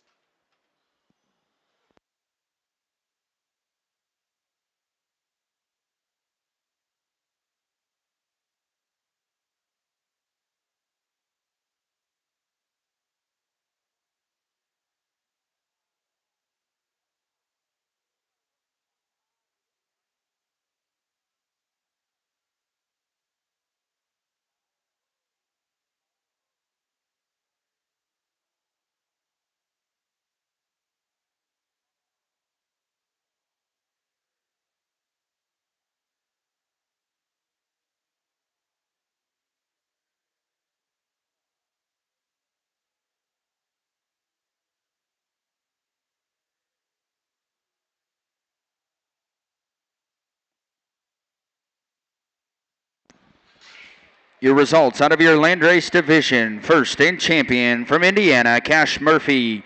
Second, Ella Wilson, Oklahoma. Third, Haley Stevens, Florida. Fourth, Rusty Carothers, Arkansas. And fifth, Nicholas Arkanow, Kentucky. We're now showing Class 9 Poland's.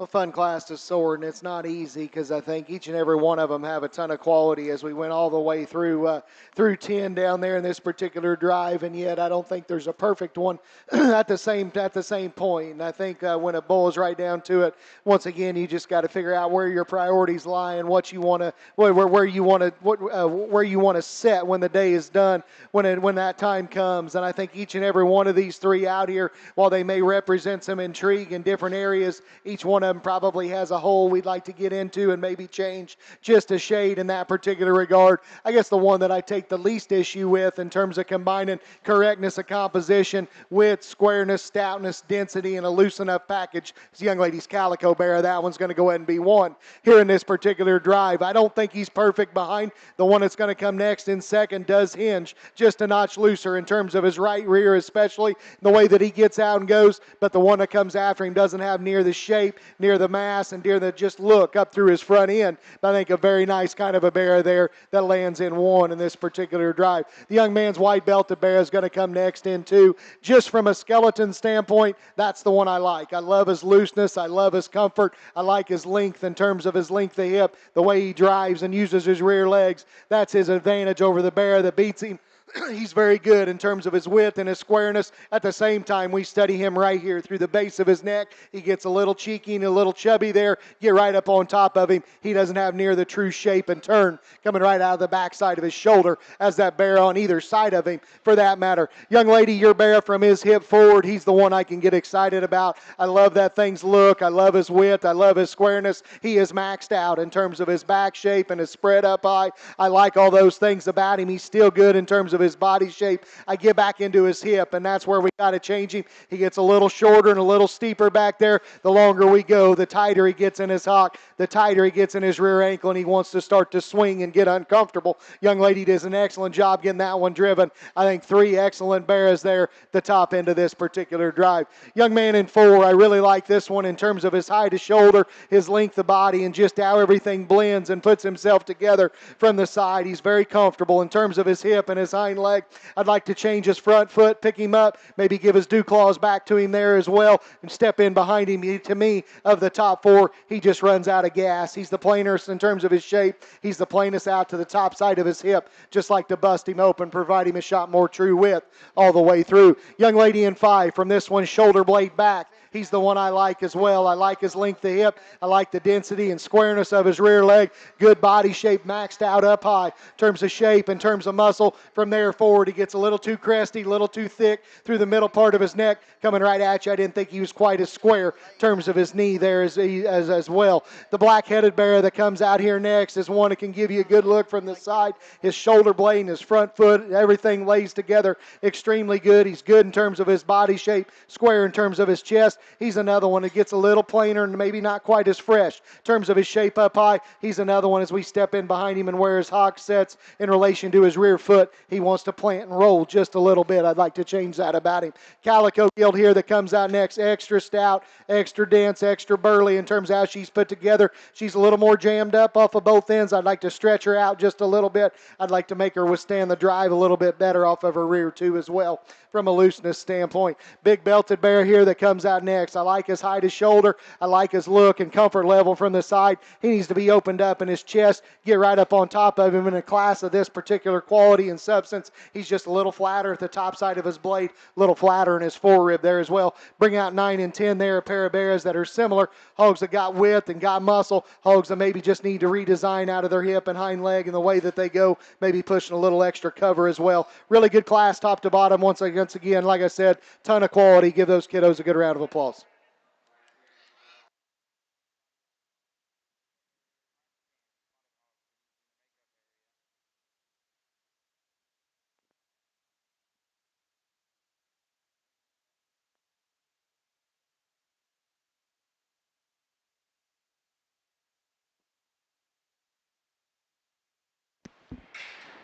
Results out of Class 18, Crossbreds. First goes to Anna Frankie, Oklahoma. Second, Brantley Platt, Indiana. Third, Brenna Dreyer, Illinois. Fourth, Luke Cathy, Arkansas. And fifth, Sophia Nelson, Texas.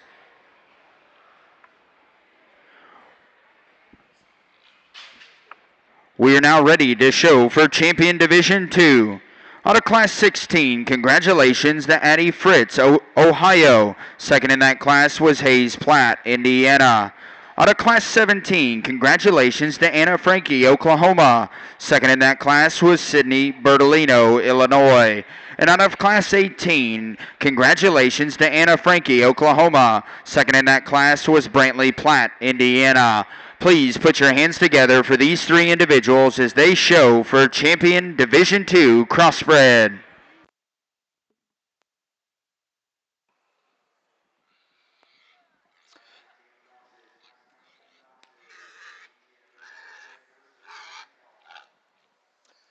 It's been a really fun division, and I think we dropped these three out, and I think they're all three ones that guys can get excited about in terms of what they represent, and maybe once again, like we've talked all day, maybe you change one of them up in an area or two. I think that just comes down to it, and there's not a perfect one that's ever been made, probably not a perfect one that's ever going to be made from that standpoint. I think these three are awfully good. One that does it best for me in terms of combining extra look and presence with substance and feature, and one that can go. Young ladies Calico wins that last class. Congratulations to her.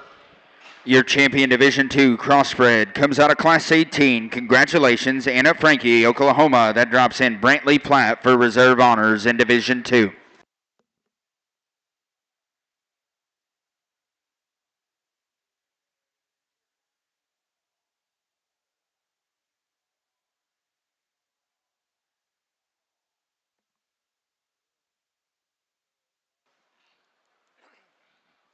I think it comes very close for reserve, and I think, you take that black-headed bear there on the far side that comes out of the first class of this division. He won that class, and a class that maybe provided us some challenges in terms of movement, and I think you drop him back out here, he gets just a little tighter. The way he's made there wants to come apart in his hip loin just ever so slightly. The bear that wins the middle class, we talked that one just being so stout, so square, and one that's still hinged very good in that particular drive. Bring him into this particular set. setup and comparing him to the other two. I don't think he ties his neck quite as well there. Like we talked in class, you step in behind him, he's maybe one that just pushes the limits a little bit more than necessarily where I ideally want to be in terms of how he's put together. Then we drop in that second place bear, and I think just from a sheer width, squareness, functionality standpoint, and skeleton, how that one's put together, I think he's awfully good. I love his rib cage. I love the dimension to his hip. Like I said, he gets a little plainer in terms of his neck and through the base of his jawline there. Change that about him a little bit. So I think that's a give and take when it boils down to it. One that does it next best for me in terms of comfort, width, squareness, substance, and putting it all together. Young man, I was second out of that class to be reserved. Congratulations to him. Your reserve champion Division II comes out of Class 18. Congratulations, Brantley Platt, Indiana.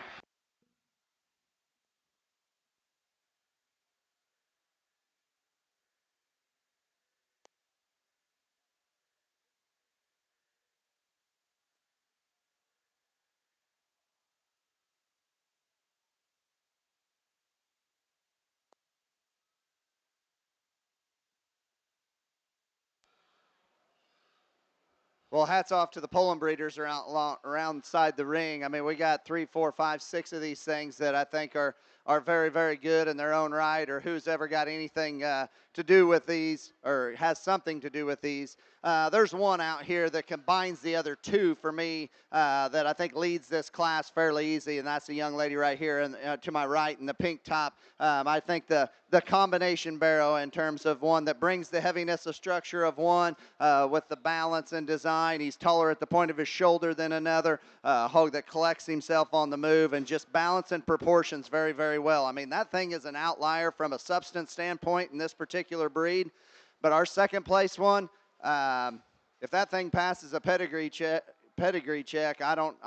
somebody cost themselves a lot of money by cutting that thing, in my personal opinion, because that thing does not look like a Poland hog like the masses of them. I mean, that thing brings a lot of extras in terms of extra look out in front of his front end to have that big of a set of appendages on him, especially as he goes directly away. You'd maybe like to lengthen the top of his hip and level it just a little bit. We could say that with our third place hog here just as well, but that thing's use of his hind leg and as big as his appendages are, I think ties a lot of neat things together. If we can just relax this one in her rear pastern, particularly off of that left rear, and just pull her tail head up and lengthen and level her hip, we're talking about a whole different ball game here. The longer the drive goes, she just wants to get them shorter and stabbier off of those rear two. Like the front 2/3 of that one extremely well. Just got to lengthen and level that hip and make that hind leg more comfortable. Same thing can be said for the fourth place barrow here. This one's got to be longer hipped.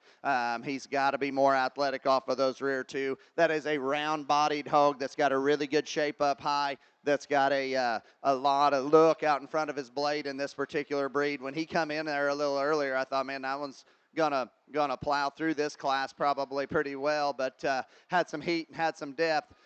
There's going to be some awful good ones here come out down the line that just resemble the depth of this class. Good patterned hog here. There's nothing wrong with this one. He just doesn't bring the extras from a show pig standpoint that the contemporaries above him do. Gets a little longer sided, a little longer backed. Maybe he wants to give it up there just a little bit. Becomes a little more ordinary out in terms of his out in front of his blade there as well. Got one here that's a little sharper out in front of his blade. Maybe not quite as edgy up high, wants to get a little tighter and more restricted off of those rear pasterns, get a little more Polandish, if you will, in terms of how that pastern sets on him. 7, 8, 9, 10 here.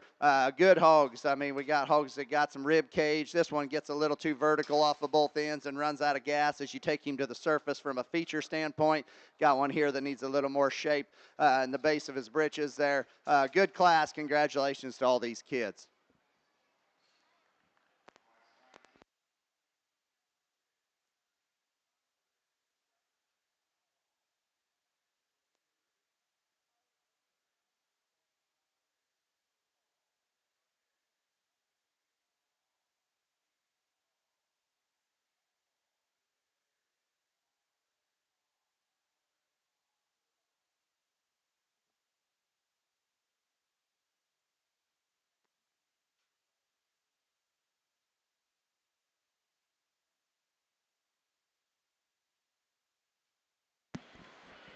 Results out of your Poland division. First in champion, Emily Wilson, Oklahoma. Second in reserve, Georgia Stockton, Arkansas. Third, Laney Green, Indiana. Fourth, Tucker Ross, Alabama. Fifth, Dylan Briley, North Carolina. We are now showing Class 10 Spotted Hogs.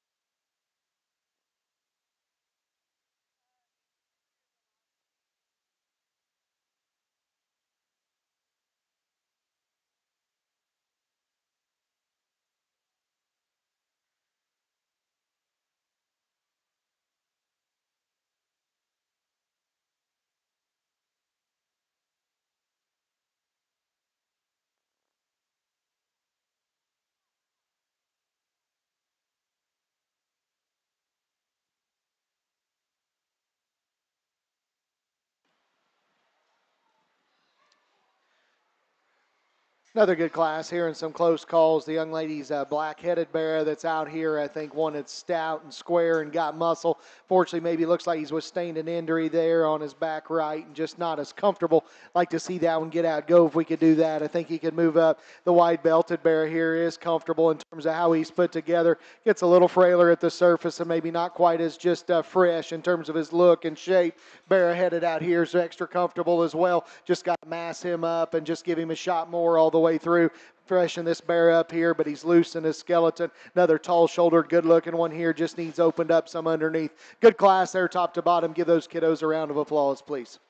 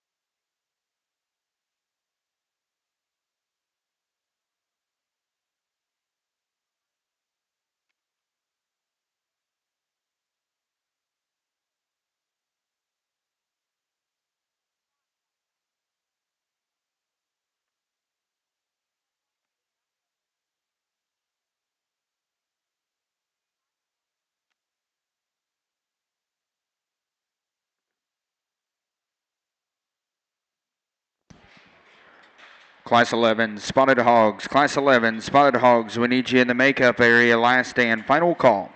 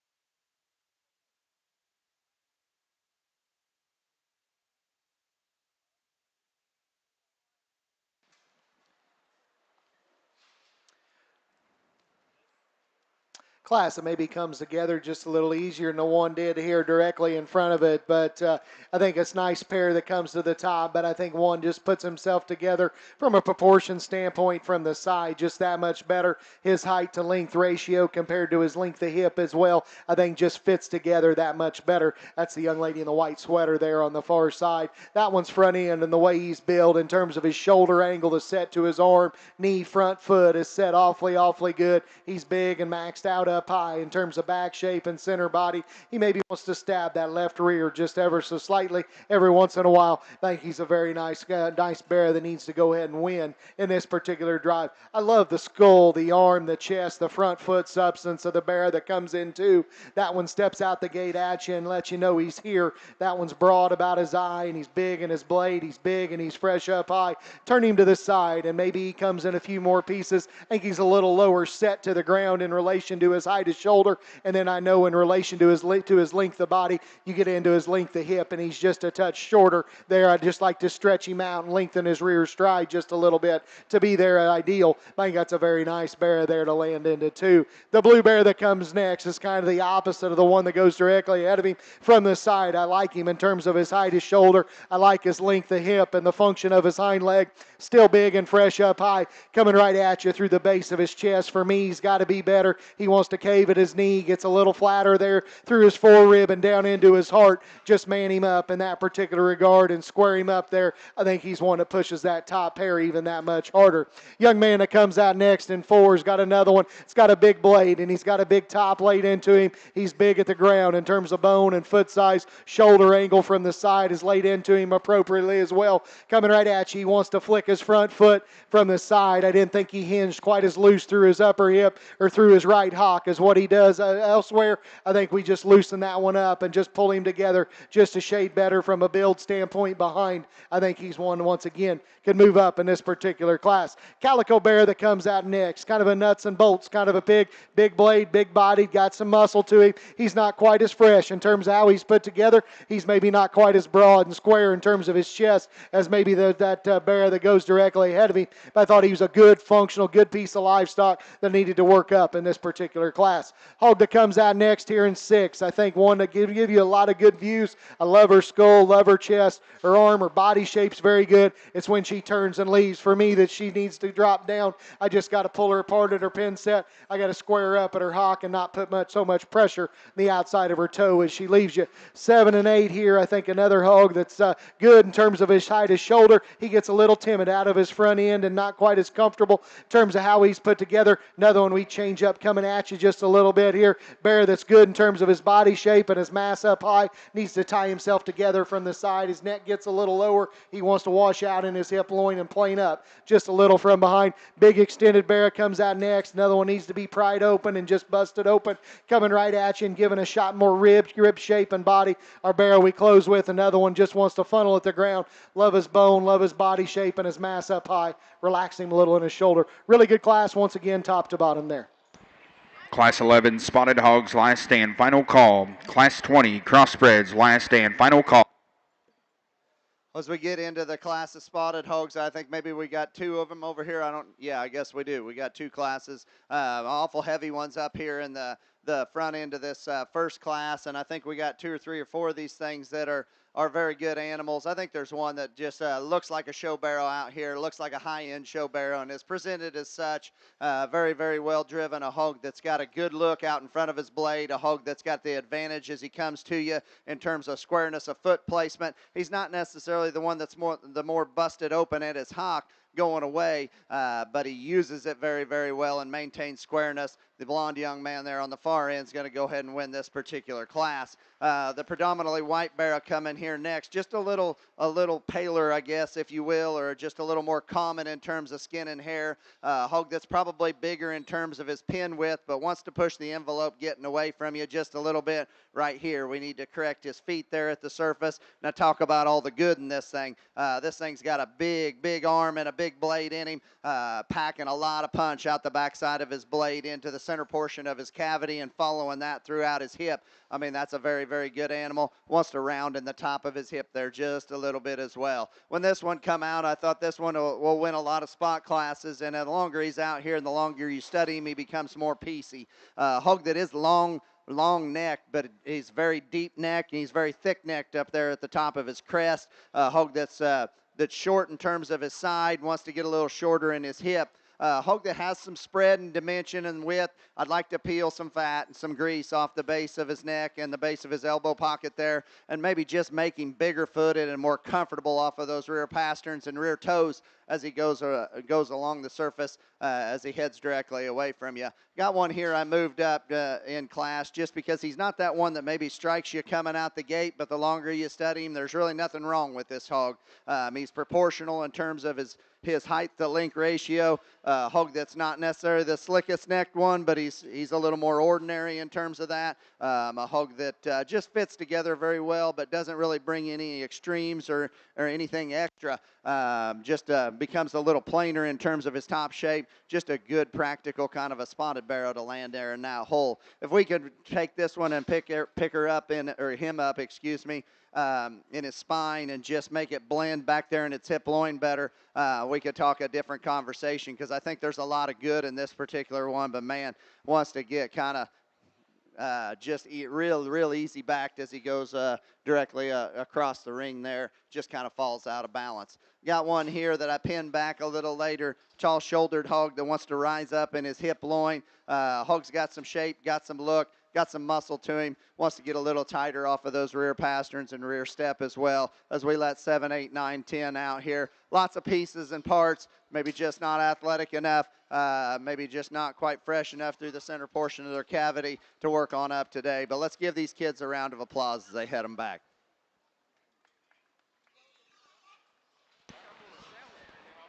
Results out of Class 10. Spotted Hogs. First goes to Jack Tarter, Indiana.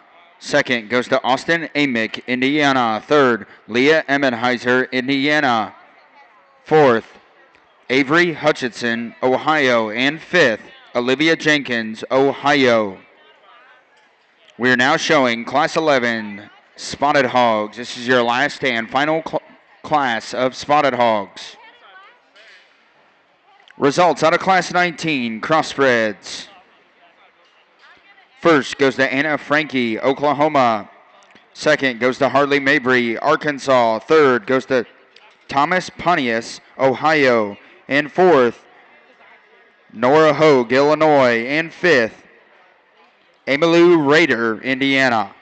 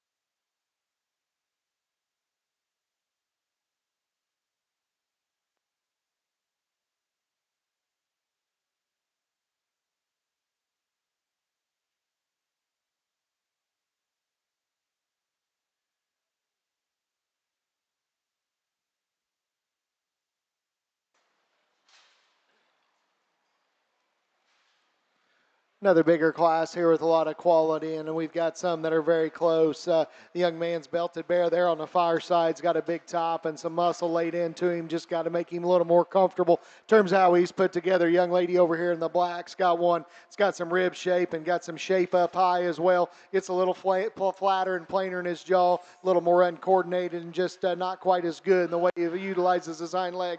Black bear here is good and with shape up high. Just want to open him up some underneath, give him a shot more rib and body to balance out. Bear here is really good in terms of his rib cage. Wants to get a little flat on all fours. Just want to give him a little more integrity there and just make him a little more comfortable in the way he goes. Tremendous, tremendous class, top to bottom. Some good pigs headed back to the pens. Let's go ahead and give them a good round of applause, please.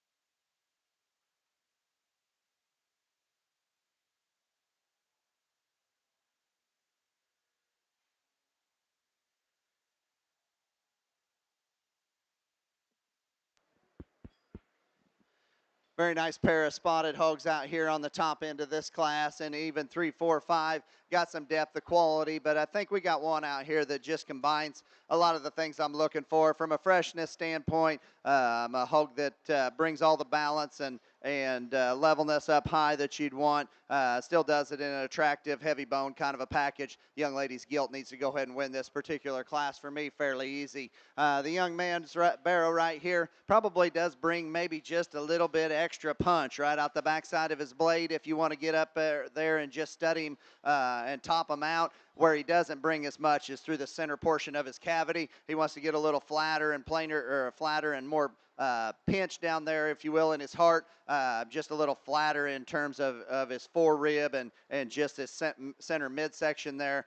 Just maybe looks like we're fighting some weight, but a hog that's certainly square and powerful off both ends of his skeleton. Just got to fill him out in the center to get him up any higher here today. Looks like one that's been around a minute here in terms of this third place barrel, but his pattern and his balance and his feet and legs and athleticism is what gets him into the third hole here. I love how this thing's built and assembled from the side. Just not enough of him from end to end from just a dimension and freshness standpoint. Just need to have more spread and shape out the backside of his blade and out there through his hip. But I do like the pattern and build of that hog extremely, extremely well. Just wish we would have maybe seen him a little earlier in his life. A stout, rugged one coming here next that's a little more ordinary at the base of his jaw there and the base of his neck. A hog that certainly has some structure, has some athleticism to go with that structure, just a little plainer in terms of his back shape there, and not quite as broad as you get up on top of him as those top three in that particular class.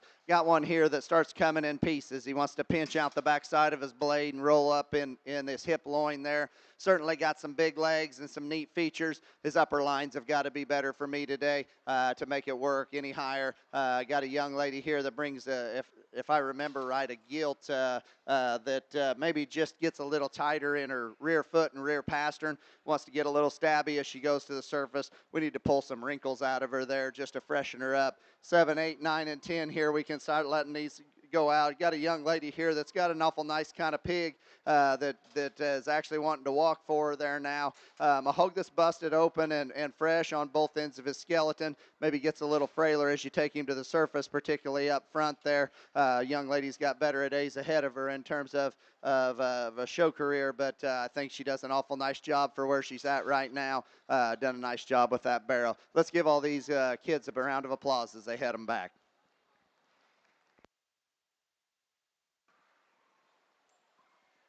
Another really good class over here on this particular side, and we end up with a top pair that suit me really well, and I think they're a little different.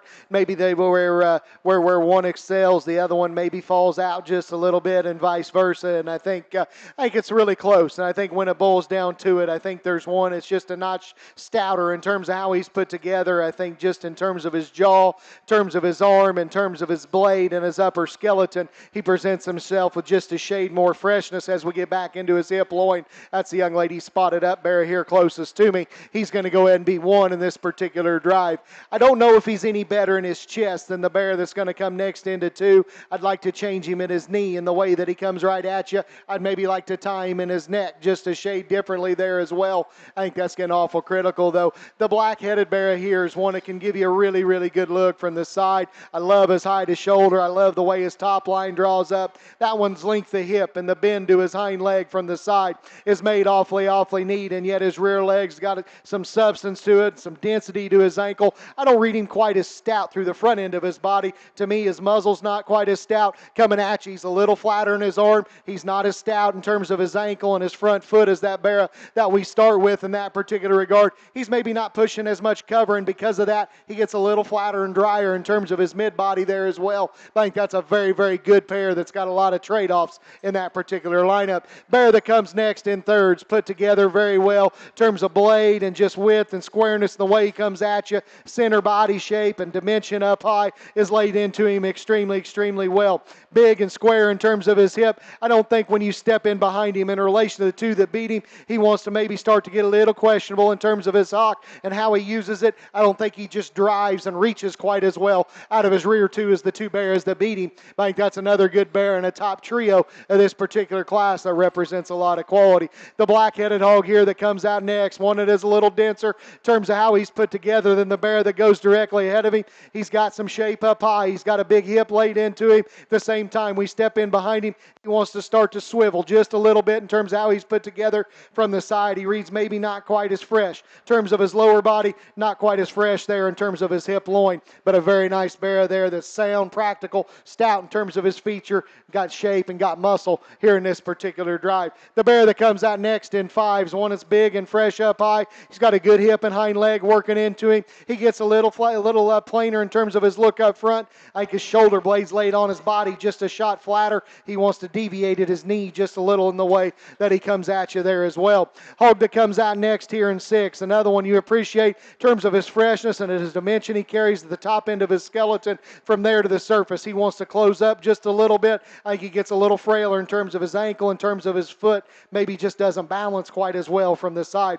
Hog that comes out next here in 7 is a gilt you appreciate in terms of shape, in terms of muscle, bone, density. She's another one wants to close, and the way she comes at you, take her to the side, and the longer we drive with her, she gets a little easier in her top line, a little easier in her hip loin, takes away from her look and her balance. Bear that comes out next here in 8, one is starting to show just a little bit of wear and tear in terms of how he's put together. I'd like to freshen him in terms of his skull, like to freshen him in terms of his muscle shape up high. He's true and square underneath, got big legs and a good hip. Thought he worked up in this particular class. A little more extended type of bear here. The another one that's got some shape and some muscle up high.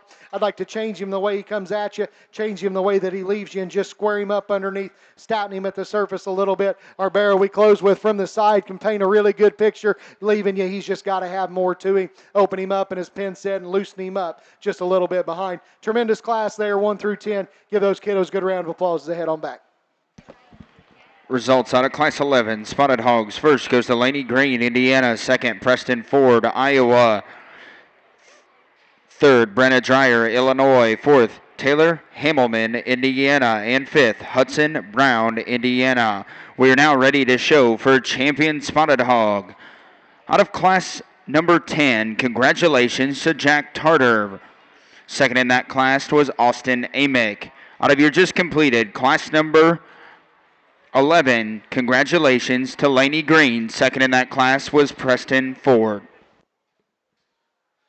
Well, as we get out here and vie for champion spot, I think we bring 2 hogs out here that I'm very, very happy with. As you step off to the side of them and just watch them go across the ring, 2 hogs that are assembled from a skeleton standpoint, exactly the way I like them. I think the difference lies when you get up on top of them. There's one of them that's just got more shape and dimension out the backside of her blade. She carries that advantage all the way back into her hip loin and probably sets her rear foot just a little squarer at the surface. Young lady's heavyweight's going to be your champion spot. Congratulations to her.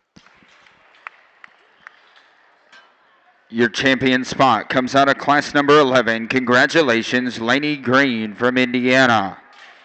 We're going to bring that second place bear out here immediately, and one I talked about in class in terms of maybe just like to give that one a little more general fill. I'm sure we're plenty big, but you talk about one that for that weight is dialed in very, very good from a shape and muscle standpoint up high. I mean, that thing's a truck and a beast when he comes right at you, and he leaves you equally as square. Like I said, he just wasn't as fresh through his midsection. He's the second best one today, though. He'll be your reserve. Congrats to him. Your reserve spotted hog is Preston Ford from Iowa.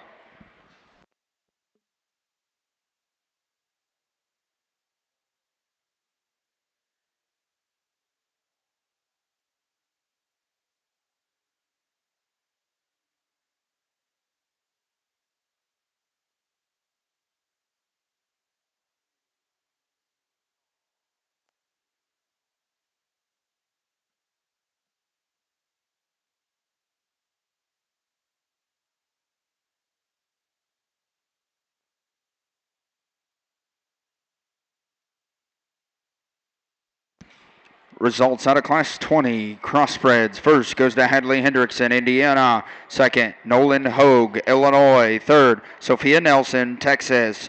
Fourth, Bristol Hopkins, Kentucky. And fifth, Jada Dent, Georgia.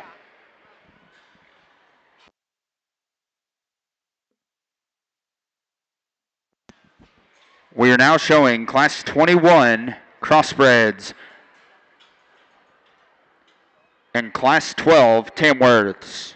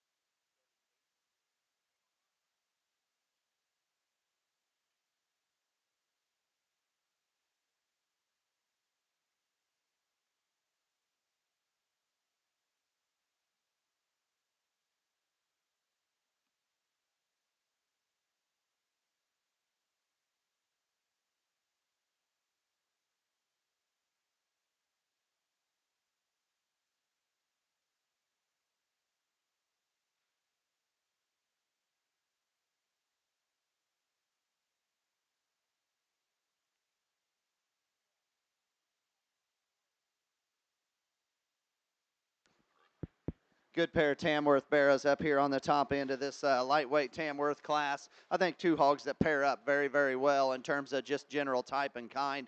I think there's one that's more of my speed from a look and perspective out in front of his blade and just a length and levelness of hip. Just his upper lines and his eliteness in this particular breed are going to propel the darker barrow here to the top to go ahead and win this particular class. The lighter colored barrow is a lot like him.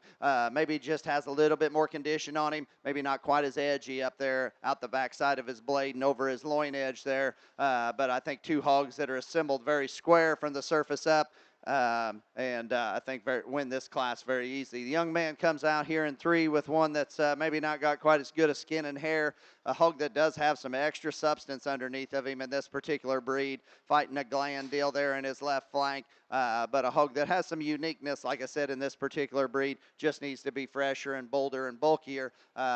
to work him on up there today. The young lady coming out here next has got one that a little more traditional in terms of his shape and bone structure. Hog that wants to deviate a little bit as he goes to the surface off of a frailer hind leg and a smaller rear foot. Hog, you just like to put a little bit more shape in comparison to those top three in this particular class. Young lady coming out here in the 4-hole has got one that has some unique pieces. I mean, the way this thing's head and neck comes out of the top side of its blade, got some back shape down there as you get up on top of him. Wants to jump up in his hip loin there a little bit and get a little stilty off and restricted off of both ends of his skeleton. Got one here that's just a little plainer in terms of just back shape and just general build. Covers the basics very, very well. Just doesn't bring the extras that we're looking for to propel him up any higher in this particular class. Nice class at Tamworth. Congratulations to all these kids as they head them back to the barn. Got a big class on the cross side here and some heading back. We talked to each one of the kids here already about what their bears are good. Maybe some we just want to freshen up a little bit. Some of them we got to just make them a little square, a little more genuine underneath, stouting some of them up, give them a shot more. Really good class, some good pigs heading on back. Good round of applause for these kiddos that are heading back to the pens. We're going to sort through your top end.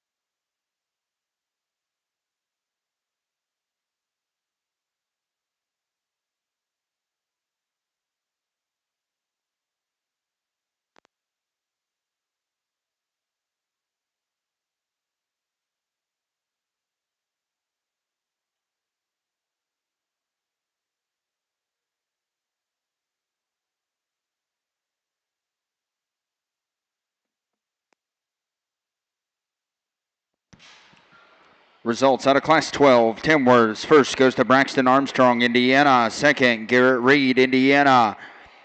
Third, Owen Stout, Indiana. Fourth, Kaylee Scott, Indiana. And fifth, Carly Woods, Indiana. We're now showing Class 13, Tamworth's.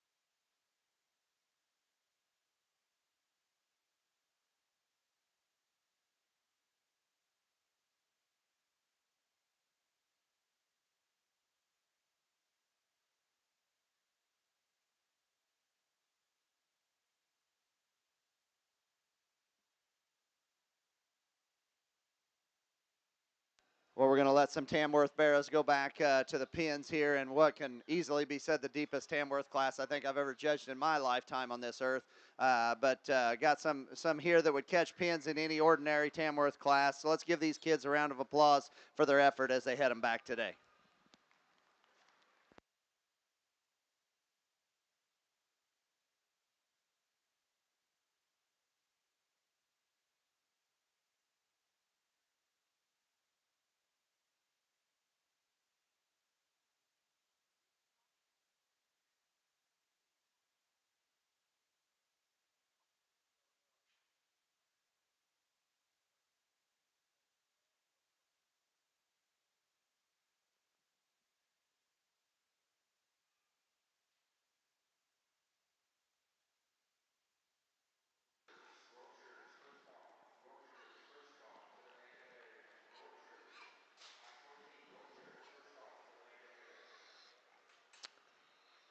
Really good class over here on this side, and yet I think there's one, in my opinion, that comes to the forefront pretty quick. That's the young man's black-headed bear in the middle of the ring right now. I think that's the dense, comfortable bear that's true and square off of both ends. He's got extra big legs and big feet, but yet his joints are clean and they work. They're square in how they get out and go. He's got a big square hip, a neat look. He's not as aggressive in terms of his back shape as what maybe the bear is down the line here in third, but I think a very, very good, high-quality show bear there to go ahead and win this particular class. Young lady on the far side in the stripes is going to come next in two, and I like that one in terms of his width and his squareness and the way he comes at you. He's got a good skull shape laid into him, big in the middle part of his body. I don't read him quite as true out the backside of his blade. To me, he's getting a little chubbier in terms of the way that he's put together. Step in behind him, and maybe we change the shape of his right hock just a little bit as well. Got just a little puff there on the outside of it. We'd like to clean up there just a little bit to make me comfortable to say that's the one we need to go ahead and use.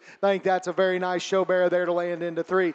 Young lady in third, when that one hit the ring initially, I thought that one was going to be tough to turn because when he came in, that thing was loose and bendy and stout and square. Yet as the drive wears and as it goes, he starts to fall apart just a little bit on us there. Wants to come apart, and the way his hind leg gets out and goes, gets a little tighter, a little shorter, wants to come apart in his hip loin. I love his bone. I love his width. I love his freshness up high. He's just got to withstand the drive better in order to get a piece in this particular class. Young man in four from the side, and this one hip forward. I like a lot of things about him. I love his look up front. I like his height, his shoulder. He's extremely fresh in terms of his skin and hair. His range of motion is awfully good. Coming right at you, he needs to be better at his knee. To be honest, from the side, although he does hinge and go extremely well, I think the length of his hip and where his tail sets throws off his balance and his proportionality just a little bit there, but a very nice show bear there to land into four. Bear that comes out next in five. Impressive at the top side of his skeleton.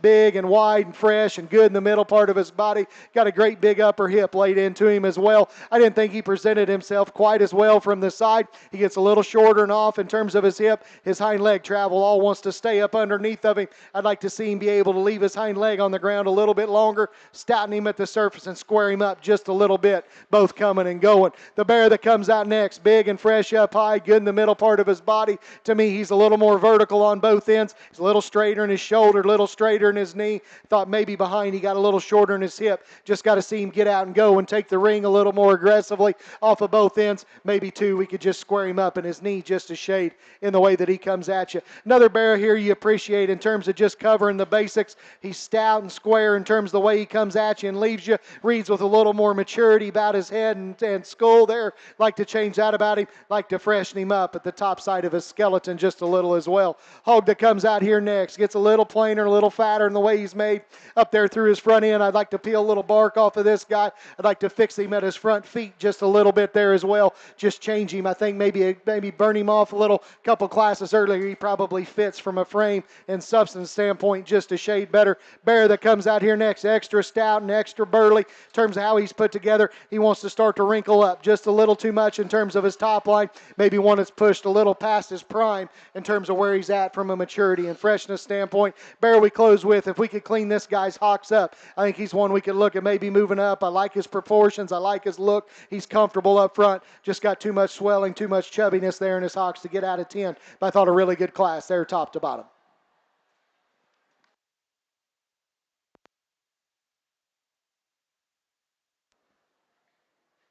Well, if you left the purebred side of the ring and you're at all passionate about the way Tamworth hogs should look, I'd advise you to step over here and look at the top 10 in this particular class, because like I alluded to when we let the rest of them go back, I've never been a part of judging a class of Tamworths that's this deep. We've got a hog down in 7 that's got a little bit of an injury that's going to land him in there that is an awful good hog as well. And we get these top 2 out here, and there's one of them out here that is next level, in my opinion, for this particular breed in terms of one that just paints a picture of an elite kind of a show barrow. That thing's upper lines and the length to his hip and the usefulness and the density to his hind leg is extremely good. He's square as he comes right at you. That one right there is an awful good Tamworth barrow. Congratulations to that young lady. This dark barrow would win a lot of them, and rightfully so. This dark barrow is a very good pig.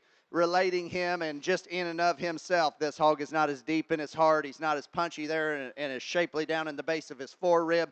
Man, that thing's got some big appendages. He's got an awesome look. He's comfortable. He's flexible. Very nice pair of Tamworth barrows up here on the top end of this class. The young lady coming out in the 3-hole here, this barrow does not come at you quite as square in terms of the placement to his knee. This thing has got a high gear and a very loose skeleton. Very good in the roundness in the center part of his rib cage. Like a lot of things about that one in this particular class. His knee's got to be better to get him up any higher.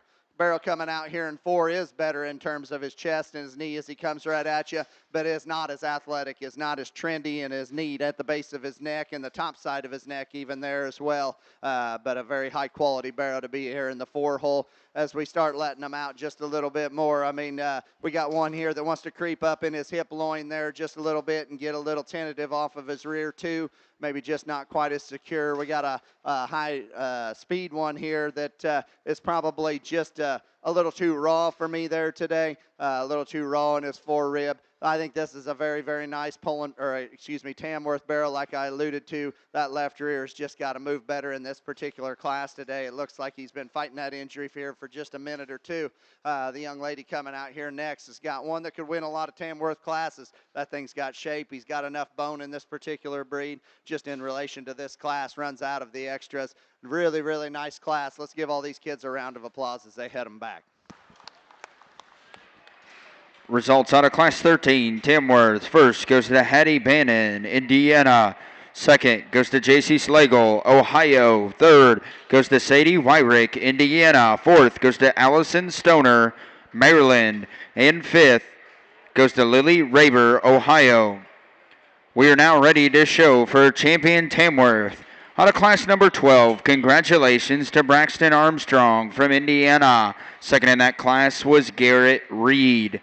Out of our just completed Class 13, congratulations, Hattie Bannon, Indiana. Second in that class was J.C. Slagle from Ohio.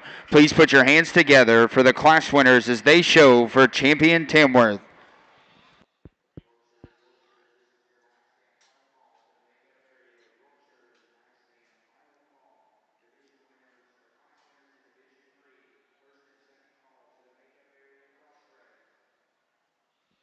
Well, as we get our 2 class winners out here and just watch them and study them from the basics of skeletal build and balance are very similar in a lot of regards. There's one that's a man that come to the hog show today, and I don't care what color you paint this particular animal. That's just a good individual. Young ladies heavyweights, your champion. Congratulations to her. Your champion, Tamworth, comes out of Class 13, Hattie Bannon. Congratulations. That drops in J.C. Slagle from Ohio for reserve honors. We bring that darker colored barrow out, and I talked about in class here, we just like to maybe give him a little more depth down there to his heart and his forerib. I think it gets a little closer here for reserve. I mean, that pair out of the lightweight class I thought was awful good. I think these 2 pair up here in terms of just about as well as the champion did with this other class winner in terms of just being the same kind of type and kind, cut from the same cloth. Here again, I think there's one that's a little more ready today that brings a little more of the extras. I'm going to keep those heavies together. Congratulations to this young lady right here. Your reserve is the second place in Class 13. Congratulations, J.C. Slagle.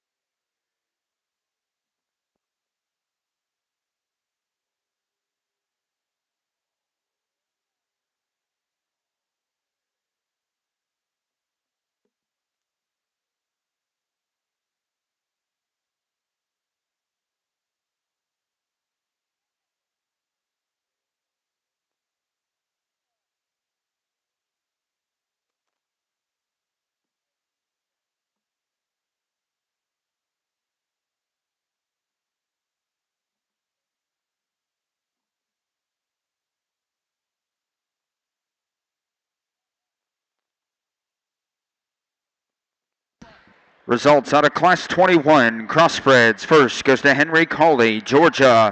Second, Jada Dent, Georgia. Third, Katie Hikas, Kansas.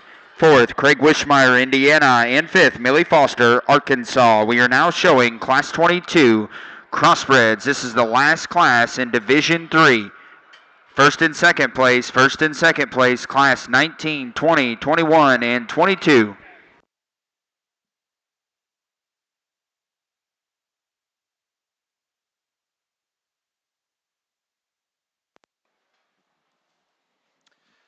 Good final class over here on the crosses, and some of these you can start to see you're starting to maybe show some issues as far as fighting weight or maybe maturity. Young man's got a big fresh presented bear in terms of skin and hair there. Just want to be able to fill that guy up and just broaden him out a little bit in order for him to catch a pin. But I thought that was a nice bear that was really close. Saddleback bear here is another one that's good in his hip and hind leg. Just got to freshen him up in terms of his skull, in terms of his back shape. Maybe just fighting a little bit there. Young lady on the far side there's got a paler skin bear that's got some muscle. Just got to fix him underneath and clean up his hocks a little bit. Bear here's another one just needs freshened up. Another bear here needs a little shot more when you get right up on top of him. The black-headed bear here's another one. It's got some width in the way he comes at you. He's got some shape. Just want to freshen him up, change him from a maturity pattern standpoint. Really, really good class there, top to bottom. Give those kiddos a good round as they head on back.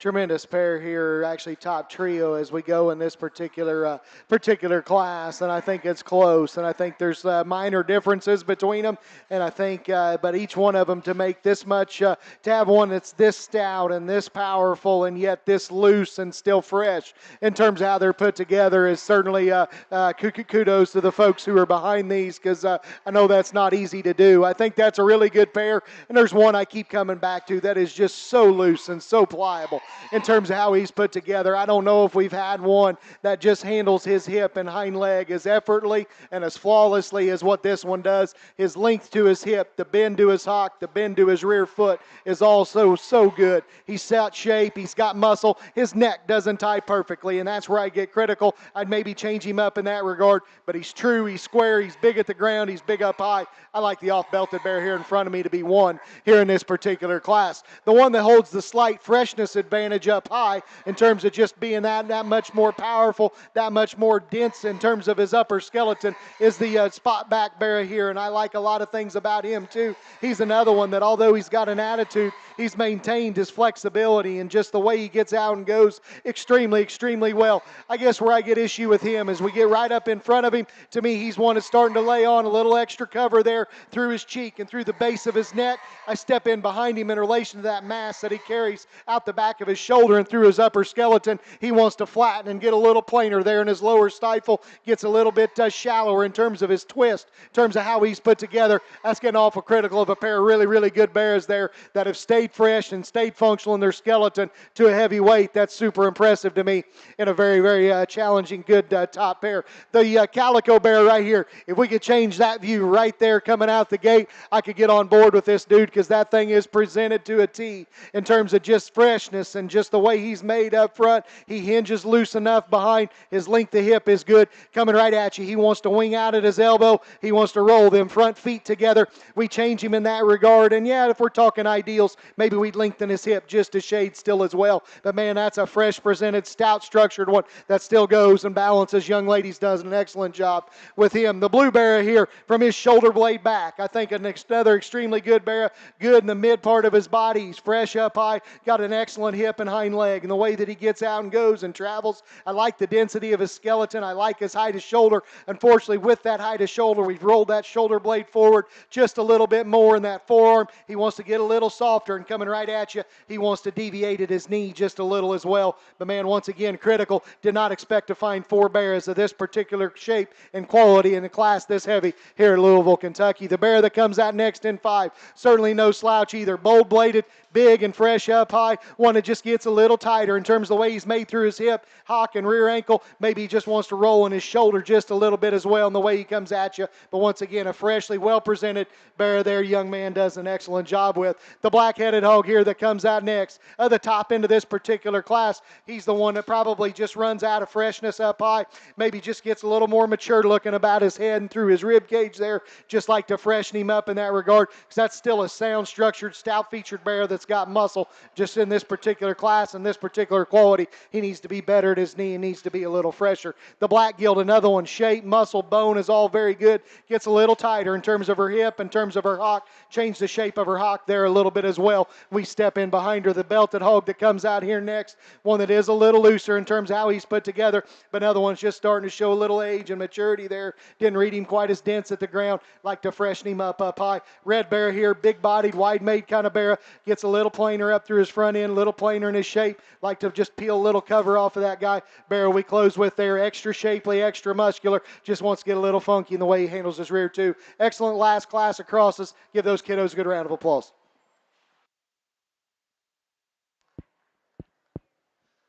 I'm going to beat Bryce to the punch here real quick. And just one class of Yorkshires here, so this will be your champion in reserve in this particular class. And I think a nice class and a good pair up here on the top end. And I think when you get it to this pair, there's one that's simply just more athletic. He's a little heavier duty. He packs a little more punch behind, but at the same point in time, he's got a bigger rear ankle. He's got a bigger hind leg from his hock to his rear foot and a more comfortable rear ankle. Plants and drives, very, very good. Has more just genuine spread. Young man in the purple shirt's going to go ahead and have your champion Yorkshire. Congratulations to him.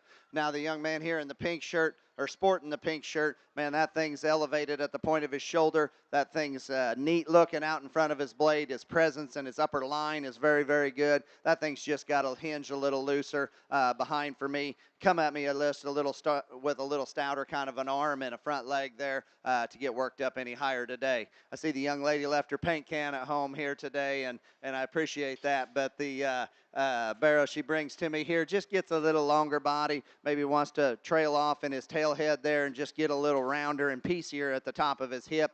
But a barrow that covers the basics from the surface up very, very well in terms of having some extra foot size and some extra density and structure. Has a good look out in front of his blade. Here again, just probably a little longer spined and can't keep it all quite together. Same can be said for the next barrel coming out here. Just wants to get plenty long in terms of length of spine, and it just kind of gives up in his top line. Wants to get just a little bit too easy there as he goes. Maybe wants to narrow up at his base there a little bit as he gets directly away from you.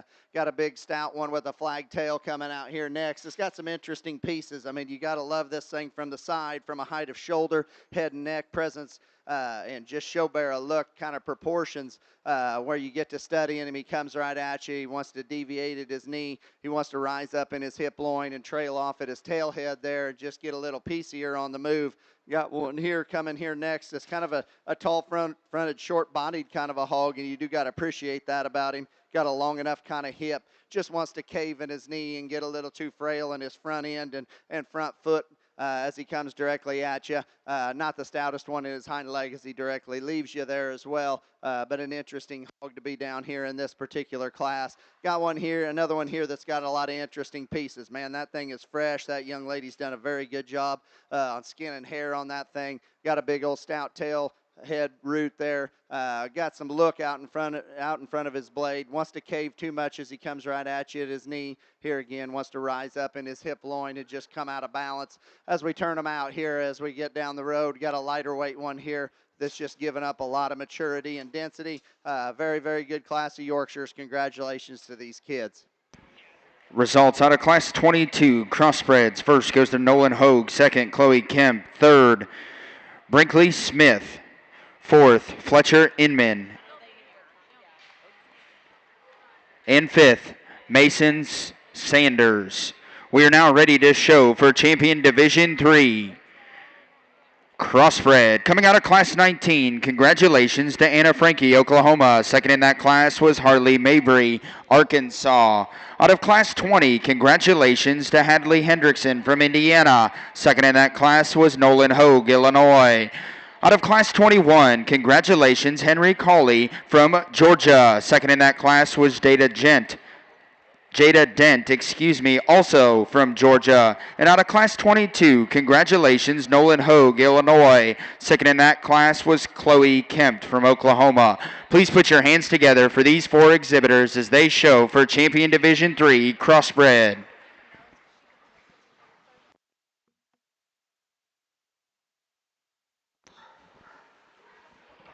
Results out of your Yorkshire division. First and champion, Travis Cox, North Carolina. Second, Landry Medley. In reserve, Landry Medley, Illinois. Third, Liza Klingberg, Michigan. Fourth, Hattie Bannon, Indiana. And fifth, Jordan Kelly, Indiana.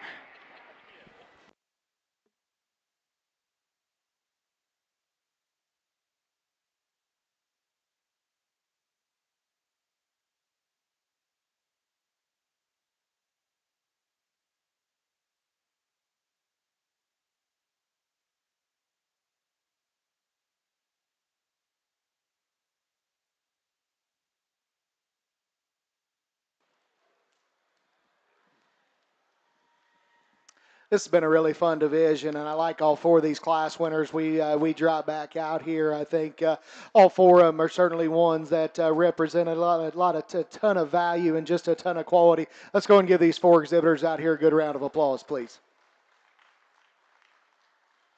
when you start breaking them down, I think it becomes extremely close because I think where maybe parts and pieces fall, maybe we've got another one that corrects things just a little bit.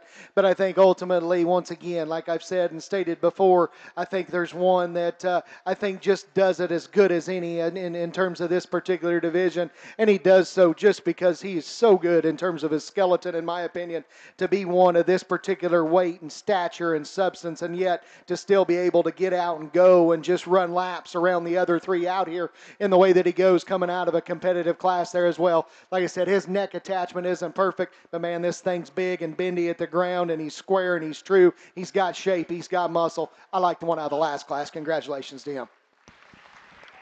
Your champion Division 3 comes out of Class 22, Nolan Hogue, Illinois. That drops in Chloe Kemp from Oklahoma for reserve honors in Division 3. Division winners. Be getting it on your mind. We will take a short break between Division 3 and Champion Crossbred.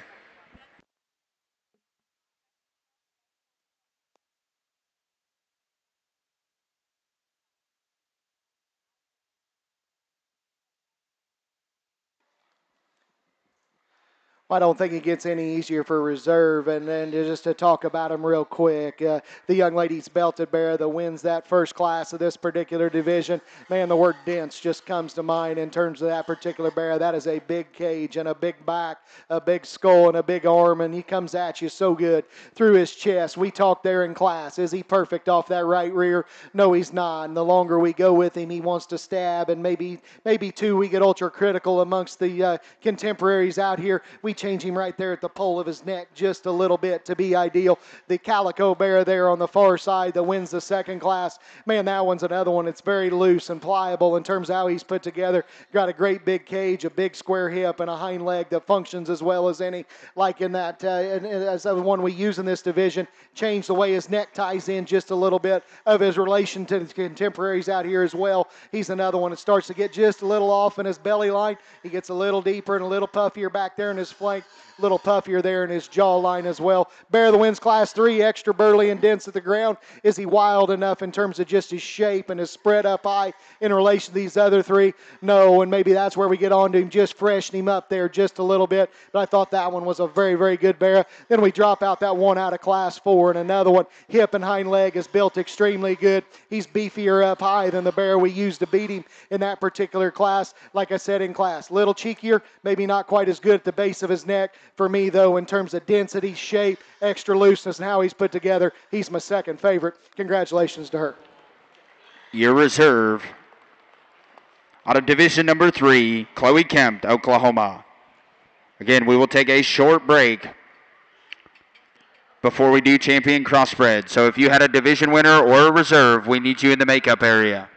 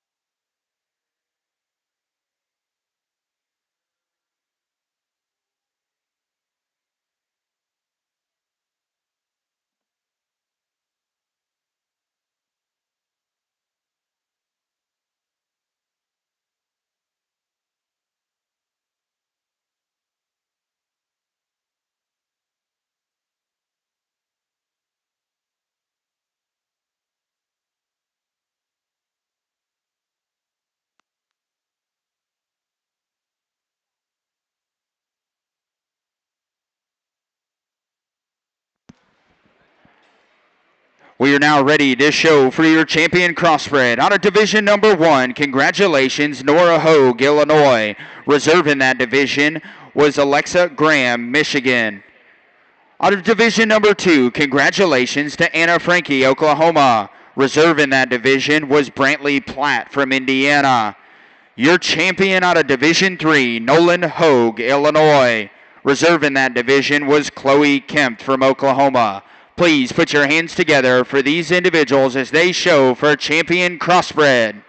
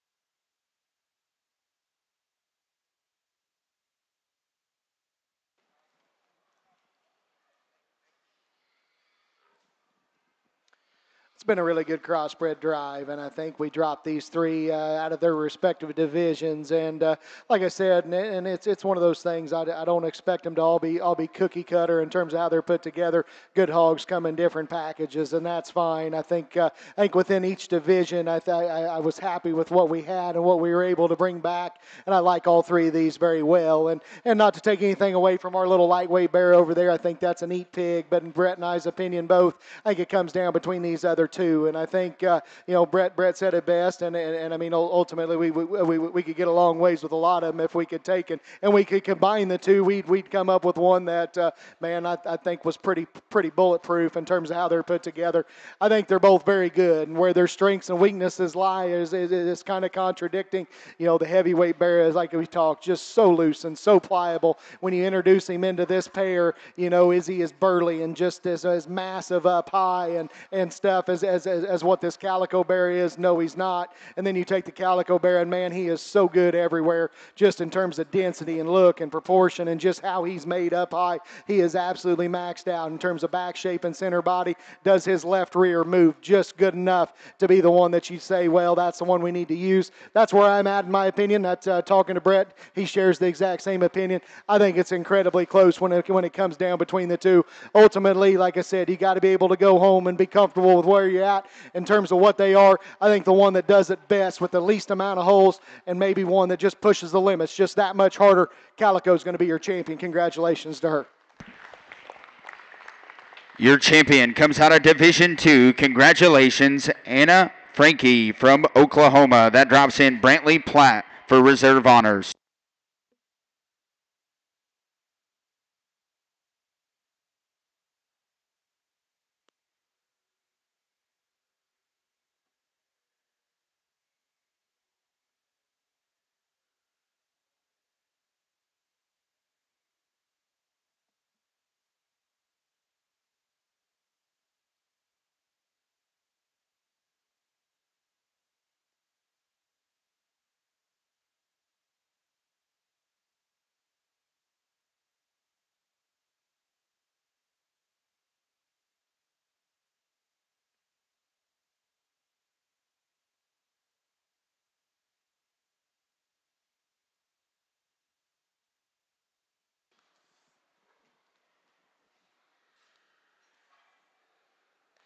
Well, as we put a wrap on the Crossbred show over here, once again, we bring in that middleweight reserve, and I think that's a very good pig, and I think he represents a lot of good. And like I said, if we could mass produce that one's skeleton in terms of just comfort level, density, in terms of how he's put together, width, squareness, body shape, I think that one's awfully good. Is he just slick enough in terms of his look up front, just true enough in terms of his back shape? I don't know, and I think that's where the question becomes. I think it's an incredibly good pair here. Once again, comes down between those two. I think the one is just more honest in terms of how he's put together, in terms of jawline shape out of the back of his shoulder, and still got big limbs and can get out and go. That heavyweight will be reserved. Congratulations to him. Your reserve crossbred comes out of division number 3. Congratulations, Nolan Hogue from Illinois.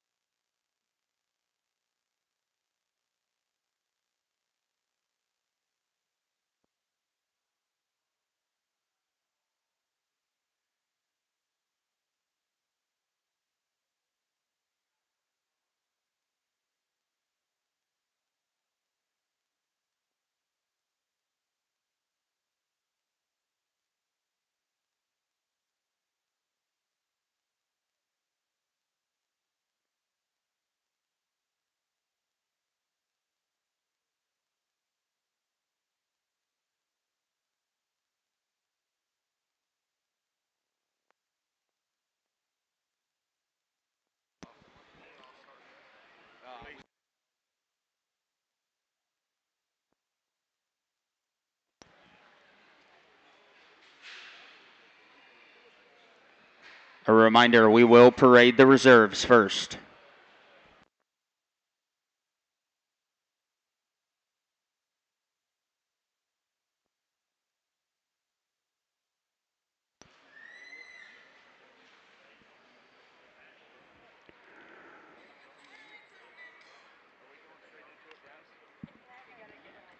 Before we start the grand drive, we would like to take a few minutes to acknowledge the long service of Swine Show Superintendent Dr. Dennis Liptrap, who organized the inaugural Swine Show here at the North American in 1977 and is still leading it today. 47 years ago, there were 200 swine in that first show, and Dr. Liptrap has overseen tenfold growth in the division. With nearly 2,000 animals entered this year. He has served as the North American Executive Committee as swine chair since 2016. After earning his doctorate from the University of Kentucky College of Agriculture in 1969, Dr. Liptrap became the Extension Swine Specialist. He was a co-manager of the nationally significant Louisville Barrow Show held here at the Expo Center in 1970s and 80s. Involved in the leadership of Kentucky pork producers, he also served as senior nutritionist at Rowco until he recently retired. He is the secretary of the Saddle and Sirloin Portrait Foundation as well. The main thing to know about Dr. Dennis Liptrap is he has done more to promote the participation and develop the skills of young people in this industry more than anyone, helping little girls with bows and little boys with belt buckles catch the fever for the show ring. And after all these decades managing this show, Dr. Liptrap still sets up pens. For his vision, leadership, and dedication, the North American Swine Division, for nearly 50 years, we gratefully acknowledge the incomparable dedication of Dr. Dennis Liptrap. Presenting him with his award is North American General Manager Corinne P. Fetter. Please put your hands together for Dr. Dennis Liptrap.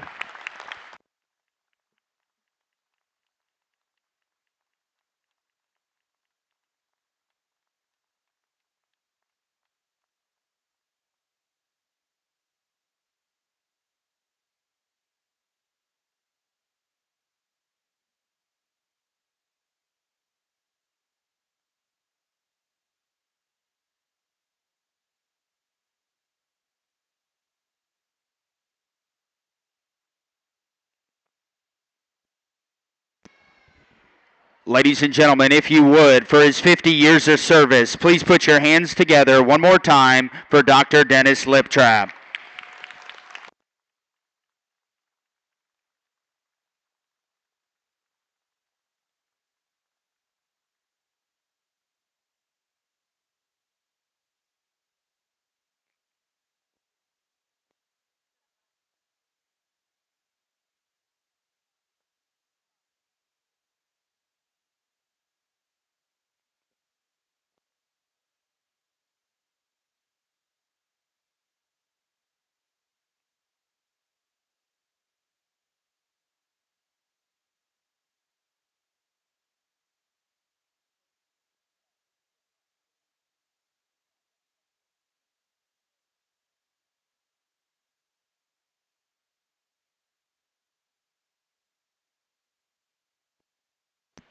A reminder, we will parade the reserves first. We're getting the last few hogs in the right areas.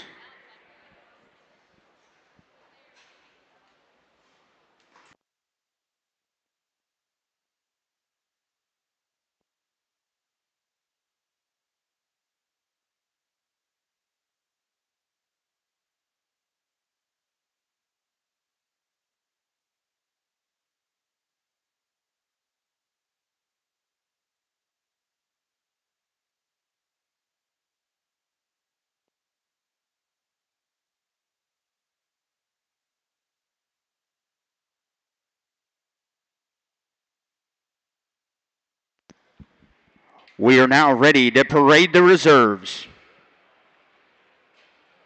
All reserves, please be making your way to the center gate.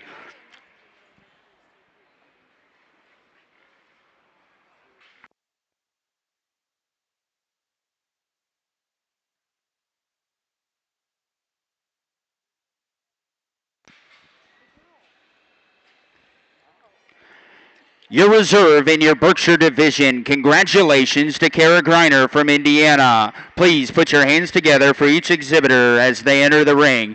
Reserve in your Chester division, congratulations to Hayes Platt from Indiana.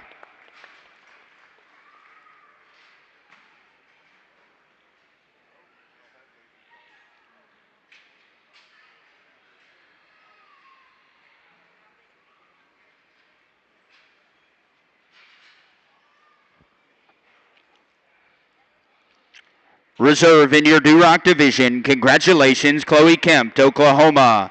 Your reserve Hampshire is driven by Ainsley Johnson from Georgia. Your reserve Hereford is exhibited by Cray Emenheiser from Indiana. Your reserve Landrace is exhibited by Ella Wilson, Oklahoma. Your reserve Poland is exhibited by Georgia Stockton from Arkansas. Your reserve Spot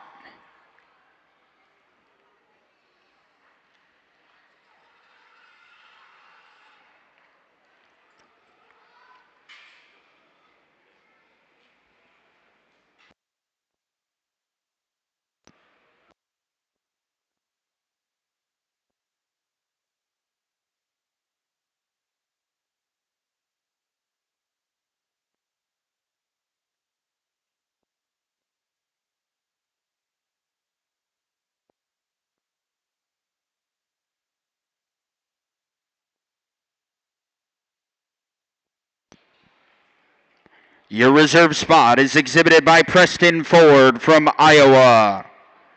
Your reserve Tamworth is exhibited by J.C. Slagle from Ohio. Your reserve Yorkshire is exhibited by Landry Medley from Illinois. And your reserve Crossbred is exhibited by Nolan Hogue from Illinois. Ladies and gentlemen, please put your hands together for your reserve breed champions.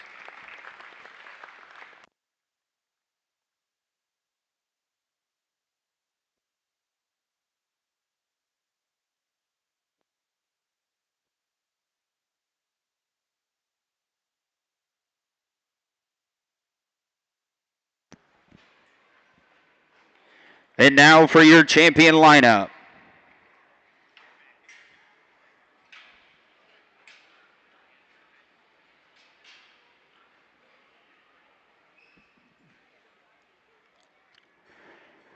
Please help me congratulate your champion Berkshire from Indiana, Piper Unger. Your champion Chester from Colorado, Haley Walker. Your champion Duroc from Indiana, Brantley Platt. Your champion Hampshire from Missouri, Max Heimer. Your champion Hereford, congratulations, from Ohio, Parker Elsinger. Your champion Landrace from Indiana, Cash Murphy. Your champion Poland, Emily Wilson from Oklahoma.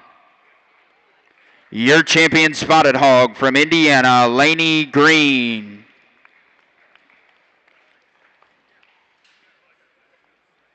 Your champion Tamworth from Indiana, congratulations to Hattie Bannon.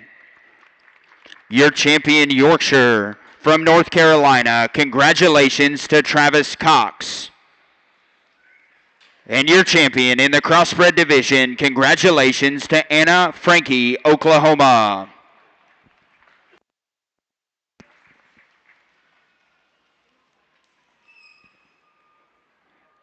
Your evaluator today in Ring A was Mr. Brett Byers from Sibley, Illinois. Brett and his wife Jody own Byers Farm, Illinois, a 40-sow Duroc operation with a few Hampshires for his kids' bred and owned program. Brett and Jody have 4 kids, Brooke, Lane, Kinley, and Keaton. Brett currently works for Early Bird of Illinois and has also judged in 27 states. Some highlights include Ohio State Fair, San Antonio, and Team Purebred Junior Nationals. His little brother, Todd Byers, was your Crossbred evaluator from Abernathy, Texas. Him and his wife, Mariah, own Byers Farms, Texas, a 40-sow Chester and Crossbred operation. They have 3 kids, Briley, Zane, and Blaine. Todd currently works for Premium Advantage Show Pigs and is a sales advisor for ShowPig.com. He has judged in 27 states at all levels. Some highlights include Ohio State Fair, Team Purebred Junior Nationals, and World Pork Expo. Brett and Todd both say this advice to young people together. You don't have to be born into this industry to be successful. Work hard, have integrity, and don't forget where you started, and you will be successful. Please put your hands together for the Byers brothers for their evaluation today.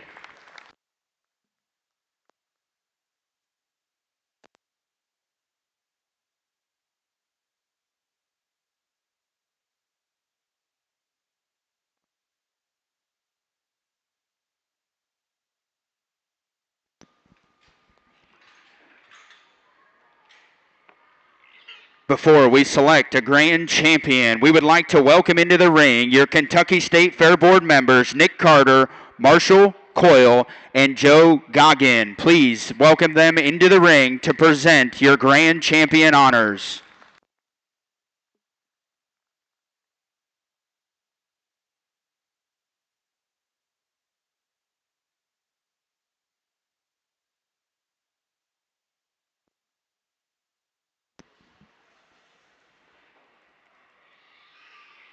And also our General Superintendent, a friend to everybody in the industry, and a proud resident of Kentucky, Mr. Warren Beeler.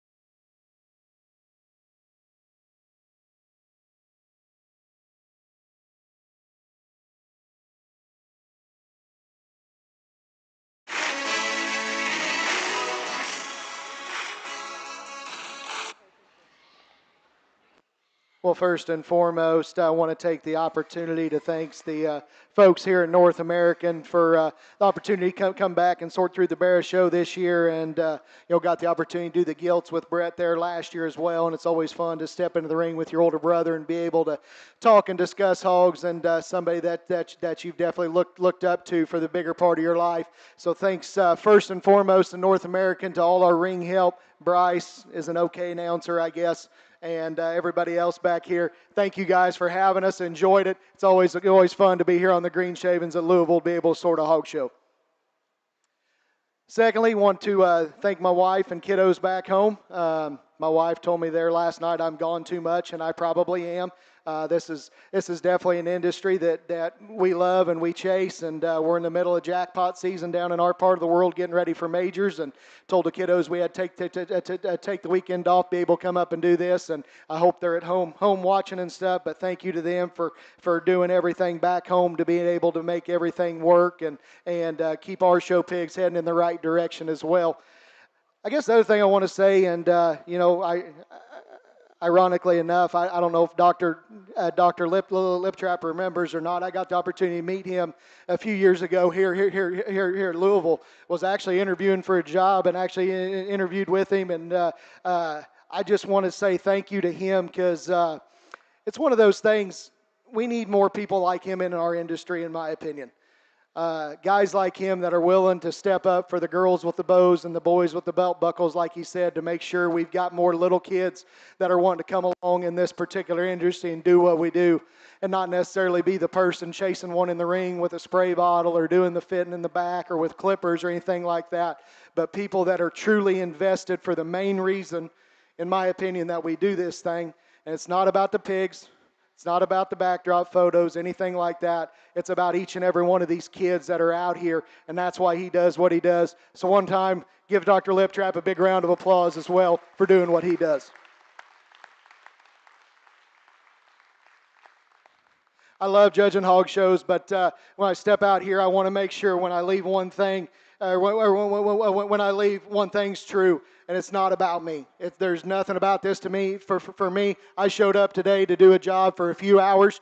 You guys are the ones that have put in the hard work and the dedication to get from point A to point B. So my encouragement is to you is to find a friend in the back and bring somebody along for the ride with you. Find somebody at home that doesn't know anything about agriculture. Bring them along for the ride. This is the best industry that we can raise our kiddos in. We've got young people that are coming up through the ranks that are doing an incredible job. Let's go ahead and give all these kiddos a good round of applause. We'll pick you a grand champion.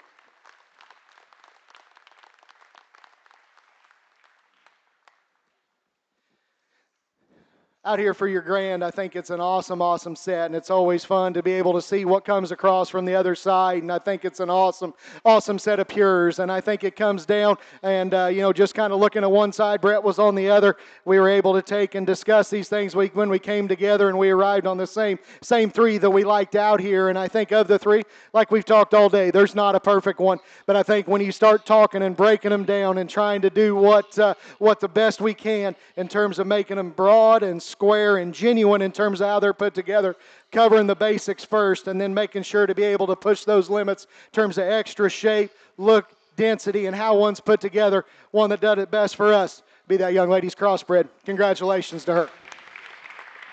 Your champion overall market hog at the 2024 North American, Anna Frankie, Oklahoma, out of the Crossbred division. That drops in Nolan Hogue from Illinois.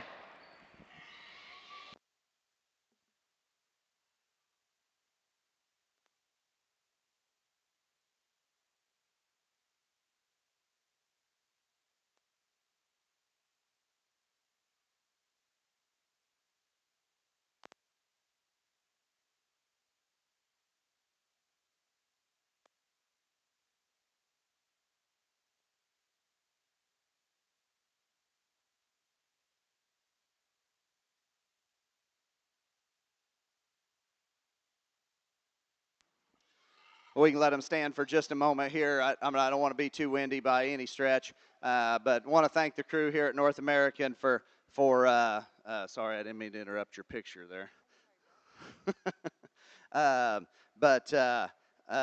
Want to thank the crew at North American for bringing us down here. Want to thank everybody that had anything to do with pinning hogs today or checking hogs in the back. It's selfless jobs that you have to do in order to make these shows work. And you as exhibitors and as exhibitor families, please take the time to thank the people that put the show on and that work so hard to give you an opportunity to be out here in this grand drive or to just show in this show. But it isn't just this show, any show for that matter. The world's full of there's a lot more takers than there are givers in this world, and we need a lot more people to step up and do exactly what Todd said with the what Dr. Liptrap has done. So I want to thank Mom and Dad for coming down here today. They don't get to see both of us boys in the same state much anymore. I don't know if my wife and children are watching at home or watching in Texas. I want to say hi to them and thank my neighbor and my kids for doing chores while we're gone and whatnot. I think the only thing I'm going to say is Bryce said, what our advice was to young kids in this industry. And I kind of had a full circle moment here about a month ago. I was leaving to go down to Perfect Timing, and my Uncle Steve had wanted some feeder pigs, which if you guys probably don't know, my dad is one of 9 children. He's the 3rd oldest, and our Uncle Steve was a year older, or a year and a half older, essentially. And I grew up 3 miles from Uncle Steve, farmed with him and him and Dad, when I was young, and he's never bought some feeder pigs. He's always raised some hogs of his own just for meat hogs, and Dad had said, hey, your Uncle Steve would like some feeder pigs if you have some sometime. Well, I had about 20 head I need to get rid of and get moved, and met him down there in southern Illinois on the way to Oklahoma, and I pulled in there, and I looked up, and Bryce was actually with me, and I said, that is the trailer right there that we hauled our first pigs to a hog show in, that he bought off of Dad. In fact, it dang near pulled my transmission out of it, dragging it to Terre Haute for a jackpot show one time that left me and Todd stuck on an interstate.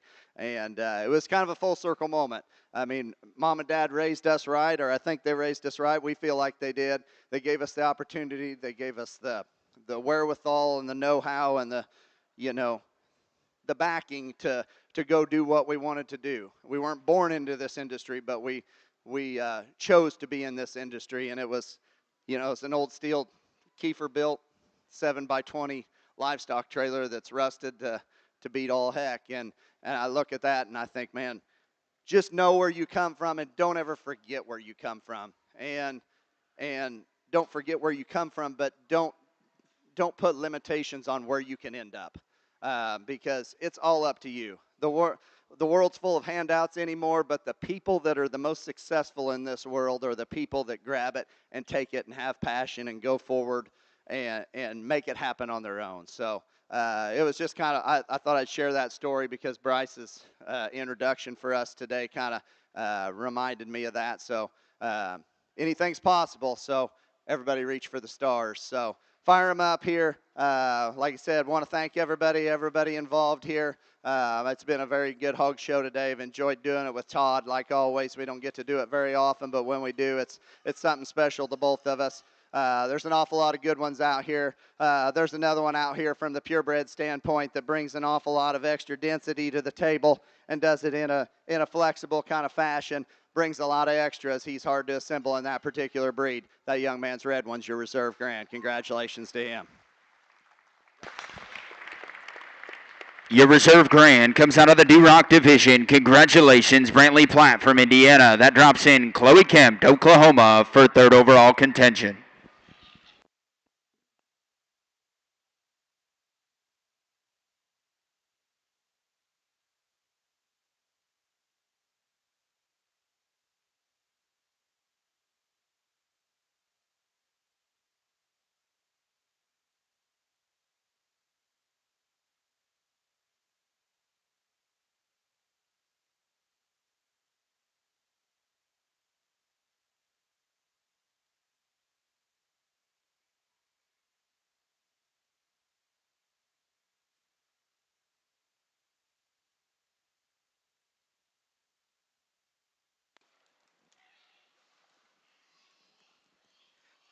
keep it brief here once again. I think it's a very, very good set. And I think as we drop in that reserve red one and we dropped in that reserve cross earlier, I think they certainly come into the conversation. But I think there was 3 initially that hit us both pretty hard. I think another one that comes in here that just represents a lot of good. And of the initial 3, probably one that's just even that much looser in terms of how it's put together. Still opened up, still square, still good bodied. Maybe not quite as just neat in terms of her look, but our third favorite's that young lady Spot. Congratulations to her.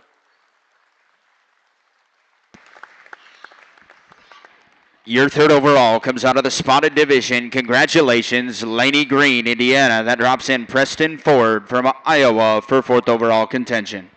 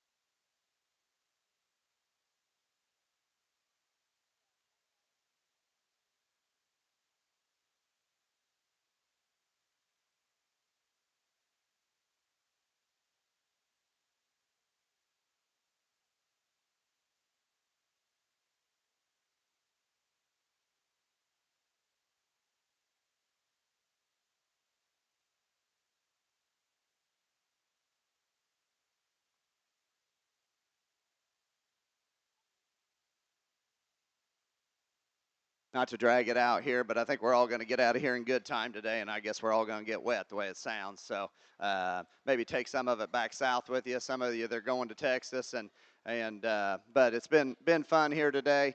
This will be the last time I talk on the microphone. 4th overall comes out of the crosses. That reserve cross is going to be.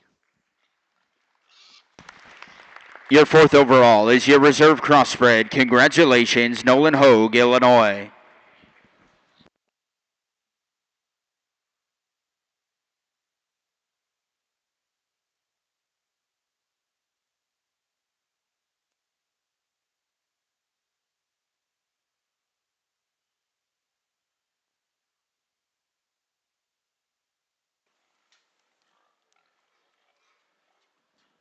Very, very close, and several that come into contention. That reserve red one's very, very neat. Hip and hind leg, extra broad and shapely up high. Maybe just a little off in terms of his shoulder and how he gets out and goes. Another one that gets close is this Tamworth. I heard Brett talking over there about that one. That one is very unique for his particular breed to be that dense and square. Still balance up as well as he does. Maybe gets just a little bit tighter as we go. One that's going to be fifth overall is one to us just proportioned so well in terms of height to length ratio.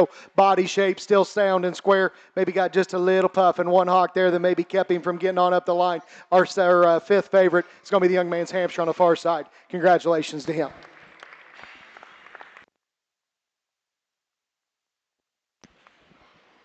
Your 5th overall comes out of the Hampshire division, Max Heimer from Missouri. That concludes your grand drive.